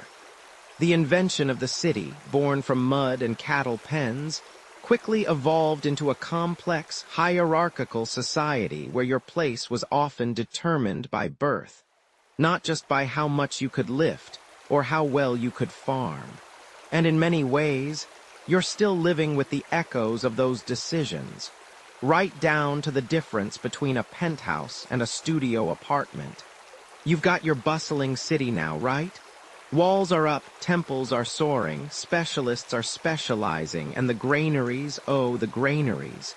They're bursting with barley, wheat, and all the good stuff. But here's the thing. With all that abundance, with all those different tradespeople making different things, with all that incoming and outgoing, a new problem emerges. A problem that, if you lived back then and weren't blessed with an eidetic memory, you probably wouldn't survive. You see, gone are the days when you could just glance at your neighbor's scrawny cow and know exactly which one it was. Now, you've got hundreds, maybe thousands of cattle. You've got workers digging canals, others weaving baskets, some grinding grain, and a whole bunch of folks. Let's call them the tax collectors. They're definitely not popular, trying to figure out who owes what to the central authority, who got how much barley from the communal store, who contributed how many hours to building that new wall, who traded what for whose extra hides. Your brain, bless its little prehistoric heart, simply cannot keep up. You'd be staring at a pile of grain, scratching your head, trying to remember if it was for the temple offering or the stonemason's lunch break. It's the ancient equivalent of trying to manage a multi-million-dollar company's inventory using only sticky notes and good intentions. Spoiler alert, it doesn't work. This growing headache, this utter administrative nightmare, forces a truly revolutionary thought. You need a way to keep track, a way to record, a way to quantify, and what do you have in abundance? Mud. And a surprisingly keen human desire to avoid arguments about who owes whom a goat. So you start small, very small. You take little lumps of clay, shaping them into simple geometric forms. A cone might represent a small measure of grain, a sphere a larger one, A cylinder, perhaps a certain number of sheep. These are your earliest tokens, tangible representations of goods. Imagine carrying a little pouch filled with these, like the world's most rudimentary abacus, or the most inconvenient set of D and D dice ever conceived. But then, a new problem. How do you guarantee that the tokens haven't been tampered with? If you're sending a shipment of grain from one end of the city to the other, with a pouch of tokens representing the quantity, what stops someone from losing a few cones along the way? The answer is brilliant in its simplicity and wonderfully archaic. You take a ball of wet clay, hollow it out, pop your tokens inside, and then seal it up. This is called a bulla, essentially an ancient, tamper-proof envelope. You might even roll a cylinder seal across the outside of the bulla, leaving an impression, a signature, proving who sealed it. It's like an early form of certified mail, just with more risk of it turning into a mud pie. Now pause for a moment. You've got these sealed clay balls. Inside, are the tokens representing the goods. But you can't see them. To check what's inside, you have to break the bulla open. This is inefficient. So some genius who probably hated getting clay dust everywhere, has another bright idea. Why not, before sealing the tokens inside the bulla, press them onto the wet surface of the bulla itself? So you press a cone-shaped token onto the clay, leaving an impression. You press a sphere, leaving a different impression. Now you have the external marks and the internal tokens. But wait. If you have the marks on the outside, do you even need the tokens on the inside? Aha! The light bulb moment, probably powered by copious amounts of fermented barley. You realize you can just make the marks directly on a flat piece of clay. No more tokens, no more bully. You just take a lump of wet clay, flatten it into a tablet, and start pressing your tools or your stylus into it to make marks. This is where things get truly exciting, where the abstract begins to truly take hold. Those impressions, initially representing physical tokens, gradually evolve into pictograms. A simple drawing of an ox means ox. A drawing of a head with a mouth might mean to eat. A drawing of a hand might mean to give. You're literally drawing what you're trying to record. It's charmingly direct, like explaining complex quantum physics with stick figures. As these pictograms become more common, they also become more abstract, more stylized.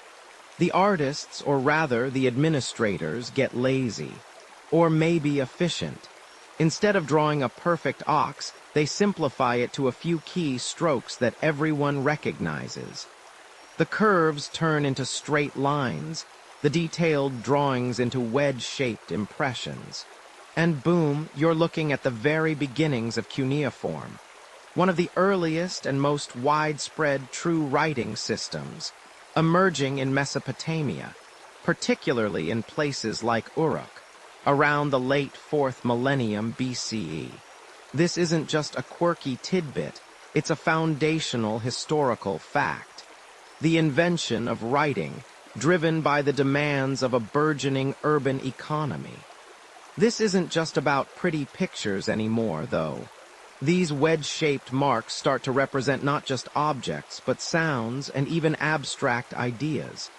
That pictogram of a foot, which first meant foot, might now also mean to go or to stand. This transition from pictograms to ideograms, and then to phonetic signs, is a monumental leap. It allows for infinitely more complex communication and record-keeping than simple tallies ever could. Historians still argue whether writing emerged purely from economic necessity, or if religious, or even artistic impulses played a more significant initial role in its development. But one thing is clear, the accountants won. With writing comes power.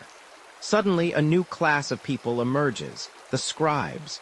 You, if you were a keen and diligent young person, and probably male, let's be honest, it was a different time. might spend years learning hundreds, even thousands of these complex signs. It's a bit like trying to learn every emoji ever invented, plus all their nuanced meanings, and then trying to write a legal contract using only them. You'd quickly realize why scribes were so highly valued. They were the gatekeepers of knowledge, the record keepers of history, and the administrators of the growing bureaucracy. Remember those leaders we talked about? Now they have a tool to solidify their rule. Laws can be written down, decrees can be circulated, taxes can be recorded precisely. No more arguing about whether you really owed 3 jars of oil or just 2. The clay tablet doesn't lie. Or, at least, it lies in a way that requires a lot more effort to dispute. It means that the social stratification we've seen deepening now has a concrete, inscribed basis. The literate are above the illiterate. The record keepers are above those whose lives are merely recorded. Your expanding city, built from mud and cattle pens, is now held together not just by walls and shared beliefs, but by the invisible, powerful threads of written language. And just like that, the silent hum of administration begins to truly take hold, shaping everything you do, from your daily work to your afterlife plans. The city is thinking, and it's thinking in lines and wedges. The very air around you vibrates with a new kind of energy now. You've just gotten used to scratching symbols onto clay tablets, perhaps tallying up grain from a particularly bountiful harvest, or noting the new influx of artisans who don't even know which end of a hoe to hold. But then something truly shifts underfoot. It's not just the ground you walk on, but the very way you move across it, and the very things you build from it. You feel the rumble before you see it, a rhythmic thudding that hints at something heavy, something powerful, moving with an unnatural ease. Think about it. For millennia, everything you built, everything you moved, every single item of food or material for those burgeoning city walls, it was all done with pure muscle. Your own straining back, or the backs of your domesticated cattle, remember them. The ones that first brought you into those cattle pens, which then grew into settlements. Well, now, picture something else entirely. Imagine trying to drag a massive stone block, the kind needed for a grand temple or a reinforced section of that defensive wall, across uneven ground. You'd gather 20 of your strongest neighbors, bind ropes, and pull, grunting and sweating, perhaps getting nowhere fast. It was slow, backbreaking, and wildly inefficient. Honestly, if you were around back then, trying to move anything substantial, you probably wouldn't survive this. A slipped rope, a falling stone, or just plain exhaustion would do you in. But then you witness it. A contraption, simple yet utterly revolutionary, rolls into view. It's a flat platform, crude but effective, balanced on 2 perfectly round wooden discs that spin on an axle. It's the wheel. And with it, suddenly, that massive stone block which took 20 of you to drag now only needs 4. Or maybe 2. Or even one particularly burly individual. The creak of the axle, the crunch of the wheels on the compacted earth. It's the sound of progress, the sound of your city, literally, picking up speed. The initial applications of the wheel were actually quite humble. Before it was hauling monumental stones for your city, it was spinning clay for pots. The potter's wheel, a deceptively simple innovation, meant you could produce more pots, more uniformly and much faster. Suddenly, storing that surplus grain, the one that led to more people and deeper social stratification, became incredibly efficient. No more fiddling with oddly shaped, hand-coiled vessels. You're producing pottery like a miniature factory, churning out storage jars, cooking pots, and even decorative pieces for the emerging elite. It's almost like you've stumbled upon ancient Amazon Prime, just with more mud and fewer drones. But it's the wheel for transport that truly transforms the urban landscape.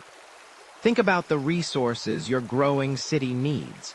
Timber from distant forests, special clays for bricks, metals from mines far away, and of course, the steady stream of agricultural produce from the surrounding countryside. Before the wheel, this was a logistical nightmare. Every journey was an arduous trek, every load limited by what a person or an animal could carry on its back. Now, with rudimentary carts and wagons, the capacity for transport skyrockets. You can bring in more building materials faster. Those impressive temples and defensive walls, which once seemed like decades-long projects, suddenly become achievable in a fraction of the time. The city expands not just outward, but upward, as more complex structures become feasible. It's like you've suddenly got a fleet of tiny, wooden freight trains, only they're pulled by oxen instead of steam. This new ease of movement has ripple effects throughout your nascent urban center. Trade routes, which you remember forming to barter goods, become more robust and efficient. Goods can travel further and in greater quantities. This means your city can specialize even more. Why should every artisan focus on making simple tools when you can import high-quality copper and tin from far-off lands, and dedicate your local craftspeople to producing superior bronze alloys? Mainstream historical fact. The invention of the wheel is generally attributed to Mesopotamia in the late 4th millennium BCE, initially for pottery, then quickly adapted for vehicles. It revolutionized transport and logistics, directly contributing to the growth and prosperity of early cities. And it's not just about what you bring in. It's also about what you send out. Your city's unique crafts, your surplus grains, maybe even some of those advanced bronze tools your specialized artisans are making, can now reach wider markets. This increased trade brings in more wealth, further solidifying the position of those who control these new technologies and the resources they transport. You're becoming a hub, a nexus of exchange, not just a settlement. Of course, the wheel wasn't the only leap. Metallurgy, the ability to extract and work metals like copper and then bronze, meant sharper, more durable tools, better weapons for your fledgling military, and more efficient agricultural implements. Imagine trying to plow a field with a stone hoe versus a bronze one. It's like switching from a butter knife to a power saw. And then there are improvements in irrigation techniques, perhaps more refined canal systems that bring water directly to the city's heart, or sophisticated ways to manage water pressure, ensuring consistent supply. Historians still argue whether the invention of the wheel or the development of advanced metallurgy had the more profound and immediate impact on urban expansion and social complexity. It's a chicken or egg debate, but with more dirt and less poultry. A quirky tidbit. Some of the earliest evidence for wheeled vehicles comes not from finding actual wheels, which decompose, but from the ruts they left in ancient roads, or from the depictions of wheeled carts on clay tablets or seals. It's almost as if the ancients were leaving breadcrumbs for future archaeologists, saying, "Look, we moved heavy stuff. Behold our genius." These technological leaps create a positive feedback loop. Easier transport means more resources, which means more building, more food, more people. More people mean more demand for goods and services, which drives further innovation and specialization. The very structure of your city begins to reflect these changes. Wider paths might emerge to accommodate carts, storage districts grow larger, and specialized workshops become more prominent. The city isn't just growing. It's evolving, becoming a more intricate, interconnected machine. fueled by the ingenuity of its inhabitants and the surprisingly simple, yet profoundly effective, principle of a round object spinning on an axle. You can almost hear the soft hum of progress as you drift off to sleep, the faint echo of rolling wheels carrying the dreams of a new, complex world. You awaken to the insistent, low hum of the city, a sound that, even through the thick mud walls of your dwelling, carries the weight of thousands of lives jostling for space. The faint, sweet smell of cooking fires mixes with something far less appealing, a pervasive, sharp tang of decay that clings to the humid air. You've traded the wide-open spaces, the clean wind, the quiet rustle of leaves that accompanied your hunter-gatherer ancestors for this dense, throbbing, living organism you call home. And with every innovation, every clever new tool or system, you've also inadvertently engineered an entirely new set of problems. You pull your rough tunic closer, not just from the morning chill, but from an almost instinctual recoiling from the inevitable. Because as wonderful as the sheer convenience of a city is the easy access to goods from distant lands, the lively chatter of the marketplace, the comfort of knowing help is just a shout away. It also comes with a grim, undeniable truth. You've packed thousands, tens of thousands, into a space barely meant for hundreds, and every single one of them is breathing, eating, living, and crucially, generating a truly astonishing amount of detritus. Imagine, if you will, the simple act of existing in this new urban marvel. Every morning, you step out onto narrow, unpaved lanes, often slick with recent rain, but also with less savory puddles. Animal waste, the refuse from meals, the byproducts of countless crafts, all of it finds its way into the street. Remember those lovely cattle pens, those symbols of early agricultural success? Well, now they're inside the city walls, constantly churning out an impressive volume of organic fertilizer, let's call it. And it's not going anywhere fast. No automated municipal waste collection here, no discreet sanitation workers in high-vis vests. Just you, your neighbors, and the collective mess. This, dear listener, is where the romance of early urbanism hits a rather pungent wall. The sheer concentration of bodies, both human and animal, living cheek by jowl, creates a breeding ground for something far more insidious than mere unpleasant odors. Disease, you're rubbing shoulders with literally everyone. A cough on one side of the market can ripple through the entire population within days. Water sources, once pristine, are easily contaminated by the sheer volume of human and animal waste. Early urban dwellers, for all their ingenuity, hadn't quite grasped the subtle science of germ theory. The concept of boiling water or washing hands after, well, after anything, was still millennia away from becoming common knowledge. It's no wonder that a simple fever could sweep through a city like a wildfire, leaving a trail of devastation in its wake. In fact, if you were born in one of these early cities, you probably wouldn't survive to see your 5th birthday. Just a friendly reality check before you drift off. Historians still argue whether the initial population density or the sudden shift in diet was more responsible for the rapid spread of urban diseases. But either way, the outcome was grim. We're talking dysentery, typhoid, various respiratory illnesses, all having a field day in these petri dishes of human settlement. And when a plague really got going, it could wipe out a significant chunk of the population faster than you can say, "Oops, forgot to dig that latrine deeper." Beyond the biological unpleasantness, there was the human element. Remember how in smaller villages, everyone knew everyone. Disputes were often settled face to face, perhaps with the village elder mediating. Now, in the bustling, anonymous embrace of the city, you're suddenly surrounded by strangers.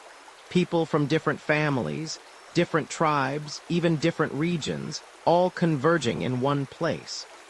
These massive aggregations of humanity, for all their collective strength, also brood simmering tensions. Who gets the best plot of land? Who gets access to the freshest water from the canal? Why does that new family get to set up their pottery stall right next to yours? These aren't just petty squabbles. They're seeds of genuine social friction. When resources are plentiful, everyone's happy. But when they're perceived as scarce, or when one group feels more entitled than another, the air crackles with unspoken resentment. Crime, too, becomes a more significant concern. In a city where you don't know everyone, it's easier to slip through the cracks, to take what isn't yours, to impose your will on others. You might be a highly respected artisan in your craft, but a simple misunderstanding with a burly merchant could escalate quickly. The idea of rules and laws shifts from informal custom to codified necessity. You needed leadership, yes, but now you also needed enforcers. You needed a system of justice that extended beyond a family feud. Early urban centers saw the rise of more formal police forces, or at least groups designated to maintain order, because chaos was just a short step away. Imagine the sheer volume of arguments over market prices, stolen goods, or just plain old rudeness. It's enough to make you wish you were back in a quiet cave, chasing mammoths, where at least the only arguments were with a saber-toothed tiger over who got the last piece of venison. Spoiler, the tiger usually won. And then there's the sheer psychological toll. The constant noise, the crowds, the lack of privacy. You're always on edge, always aware of others. For a species that spent hundreds of thousands of years in small, intimate groups, this urban density was a radical shift. It bred both incredible creativity and incredible stress. The city was a paradox, a beacon of progress and a crucible of hardship, all at once. For every grand temple and intricate canal system, there were overflowing waste pits and the low, incessant coughs of the sick. It was the price of progress, paid in unpleasant smells and shorter lifespans. You wander through the bustling marketplace, the air thick with the scent of dried dates and the murmur of 1,000 conversations. But listen closely, beyond the haggling over grain or that suspicious-looking goat. Do you hear it? A faint, rhythmic tapping from a potter's stall, shaping clay not just for utility, but for beauty. Over there, a singer, his voice rising above the din, telling a story not of hunting prowess or good harvests, but of gods and heroes, of love and loss. Your eyes drift to the monumental temple facade, adorned with intricate carvings. Each chisel mark a testament to someone's artistic vision, someone's dedicated skill, someone who isn't just pulling weeds or digging ditches. This isn't just about survival anymore, is it? This is about something more, human. And frankly, considering the sanitation, the disease, and the general lack of modern medicine, it's a miracle you've survived this long to even appreciate it. You probably won't survive this if you're not careful. See, in these burgeoning cities, a fascinating alchemy is taking place. Remember how some folks finally had the luxury of not farming all day, every day, thanks to those food surpluses we talked about. Well, that freedom, that very precious gift of time, it began to ferment, to bubble, and out of it came an explosion of cultural expression. Art isn't just for functional pots anymore. It's on walls, depicting grand narratives of kings and conquests, or quiet scenes of daily life, offering a window into a world that feels both alien and strangely familiar. Sculptors, masters of their craft, are carving figures not just to represent deities, but to capture the essence of a leader, a hero, or perhaps even a particularly handsome donkey. You might even find early forms of urban graffiti, though historians still argue whether those crude stick figures scrawled on temple walls were political dissent, or just ancient kids being ancient kids. It's truly incredible how the human need to doodle transcends millennia. Music, too, finds its voice here, moving beyond simple calls and responses for hunting or sowing.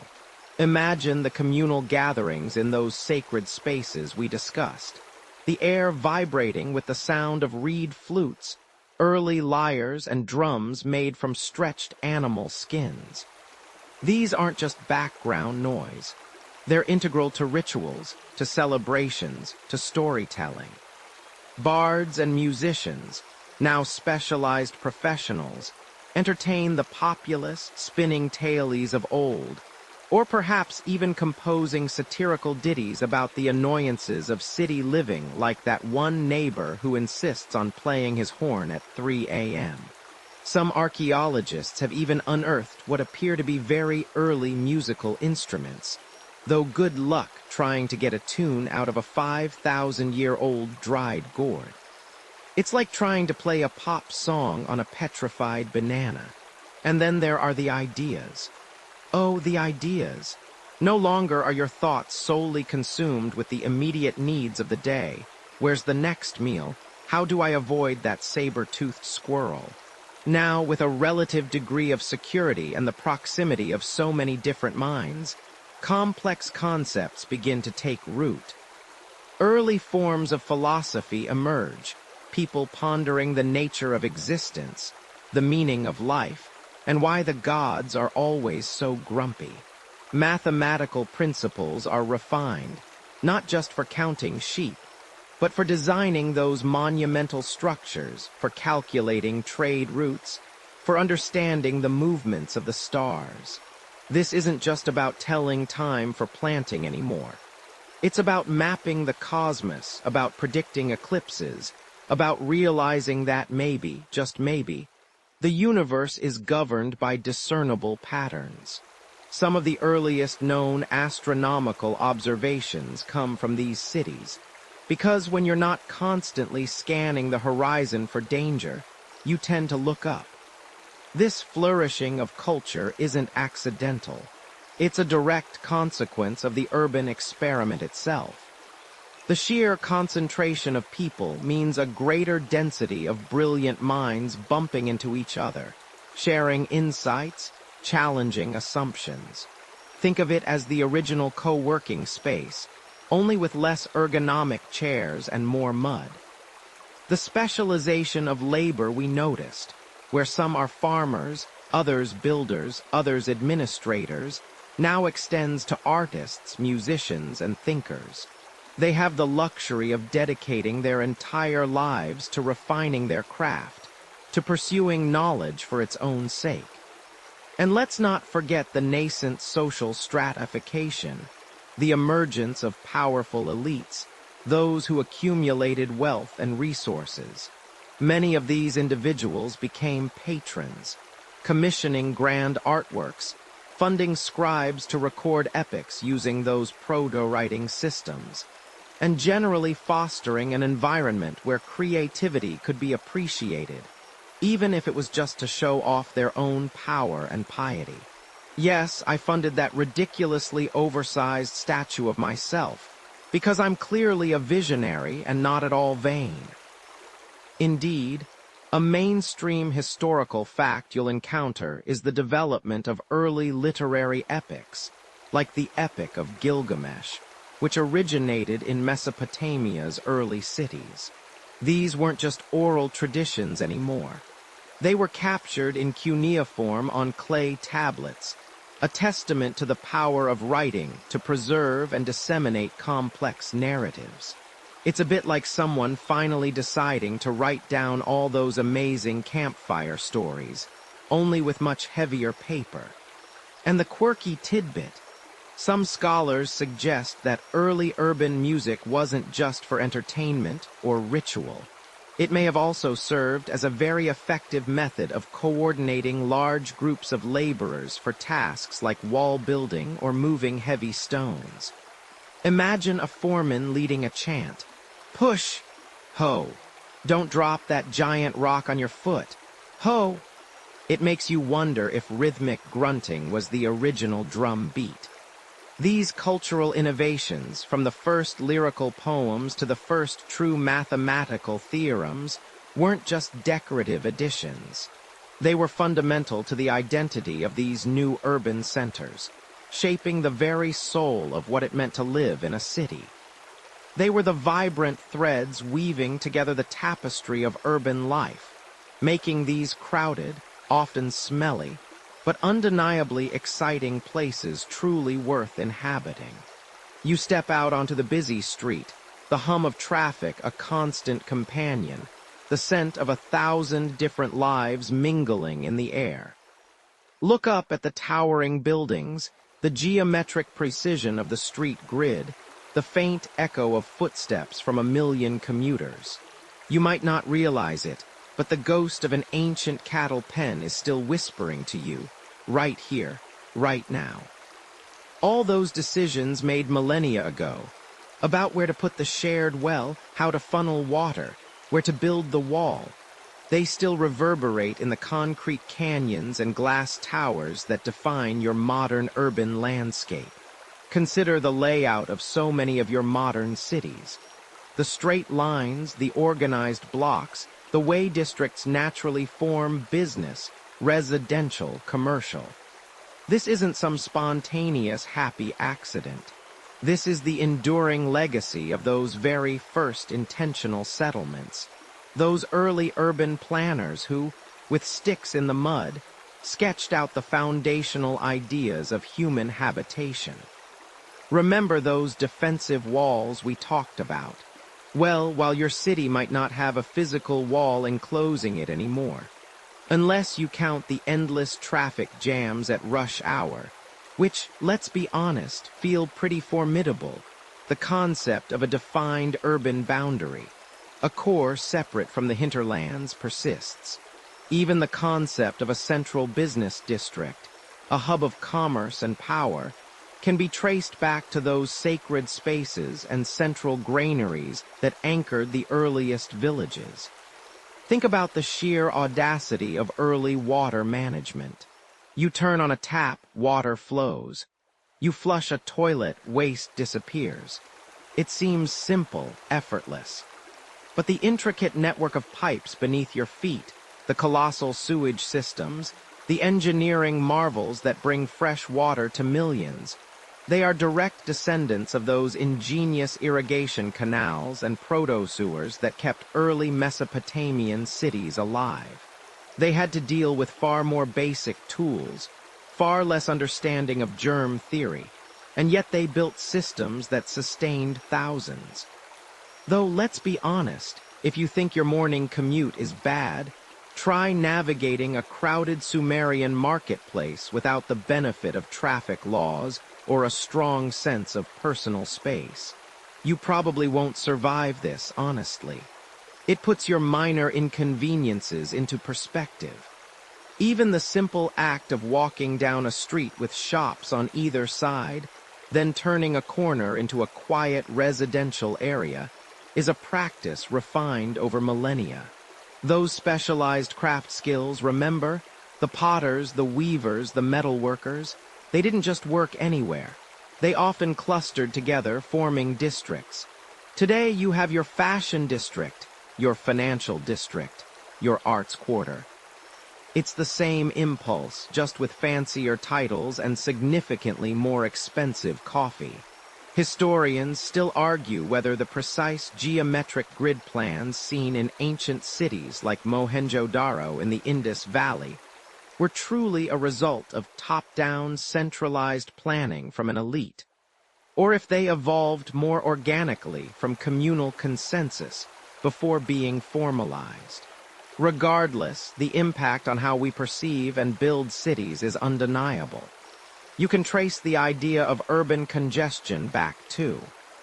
The early cities, bursting at the seams with surplus food and more people, quickly became hotbeds for new challenges: disease, waste, social friction. Your city's sanitation department, its police force, its various zoning laws, they are all, in a way, direct responses to problems that emerged when people first started living cheek by jowl in mud brick houses. Imagine trying to manage the waste of thousands without wheeled bins or regular collection, with only a few communal dumping grounds. It makes you appreciate your local recycling program, even if you sometimes forget which bin is which, and consider the sheer persistence of the human spirit for innovation. The wheel, those proto-writing systems for keeping track of grain and trade goods, these were not isolated inventions. They were born of the necessity and complexity that dense urban living demanded. You see their descendants everywhere. The digital ledger of your bank account, the delivery trucks that bring your online orders, the very language you read this in. The drive to categorize, to record, to transport efficiently, all sprang from the fertile ground of early urban centers. One quirky tidbit: some ancient Roman cities like Pompeii actually had primitive fast food joints called thermopolia, where people could grab hot snacks and drinks from counters opening directly onto the street. So next time you grab a quick bite from a food truck, remember, you're just participating in a culinary tradition that's literally thousands of years old, and probably a lot less messy than the original, given modern hygiene standards. The grand public spaces, the parks, the city squares, they echo the central gathering points of old, those sacred spaces or marketplaces where communities coalesced. They are still where you come to celebrate, to protest, to simply exist as part of a larger whole. Even your own home, nestled in a neighborhood, part of a larger city, is a link in an unbroken chain stretching back to that very first mud hut next to a cattle pen. You are, in essence, living inside a continuously evolving blueprint, a testament to the ingenuity and adaptability of early humans who looked at a fertile river valley and decided, you know what? Let's stay put and see what happens. As the vibrant imagery of bustling ancient markets and the quiet hum of modern city lights begins to gently recede, let your mind drift from the intricate details of brick and stone, of aqueducts and towering skyscrapers. Feel the energy of those long-ago lives, not as a jarring noise, but as a soft, reassuring murmur that fades into the stillness of the night. It's a quiet symphony, this journey through time, a gentle reminder that even the grandest structures and the most complex systems began with the simplest of intentions, a desire for safety, for belonging, for a place to call home. There's a comforting thought in realizing how connected you are to those who came before, how their fundamental needs and ingenious solutions continue to shape your world, often in ways you never even consciously consider. The very ground beneath your feet holds stories of ancient pathways, of forgotten hearths, of the quiet dreams of people who, just like you, sought comfort and meaning in their lives. Let the echoes of those distant whispers wash over you, not as demands, but as gentle lullabies, guiding you deeper into slumber. The journey from scattered hunter-gatherers to the intricate tapestry of urban life has been long and winding, filled with both challenge and triumph. But now it's time to let the grand narrative settle into the quiet corners of your mind. Picture the moonlight softly illuminating the sleeping city around you, a peaceful testament to all that has been built, imagined, and endured. Allow the soft embrace of quietude to enfold you, easing every thought, soothing every sensation. Feel yourself sinking into the soft cushion of sleep, surrounded by the timeless silence of the night. All is calm, all is well, sweet dreams.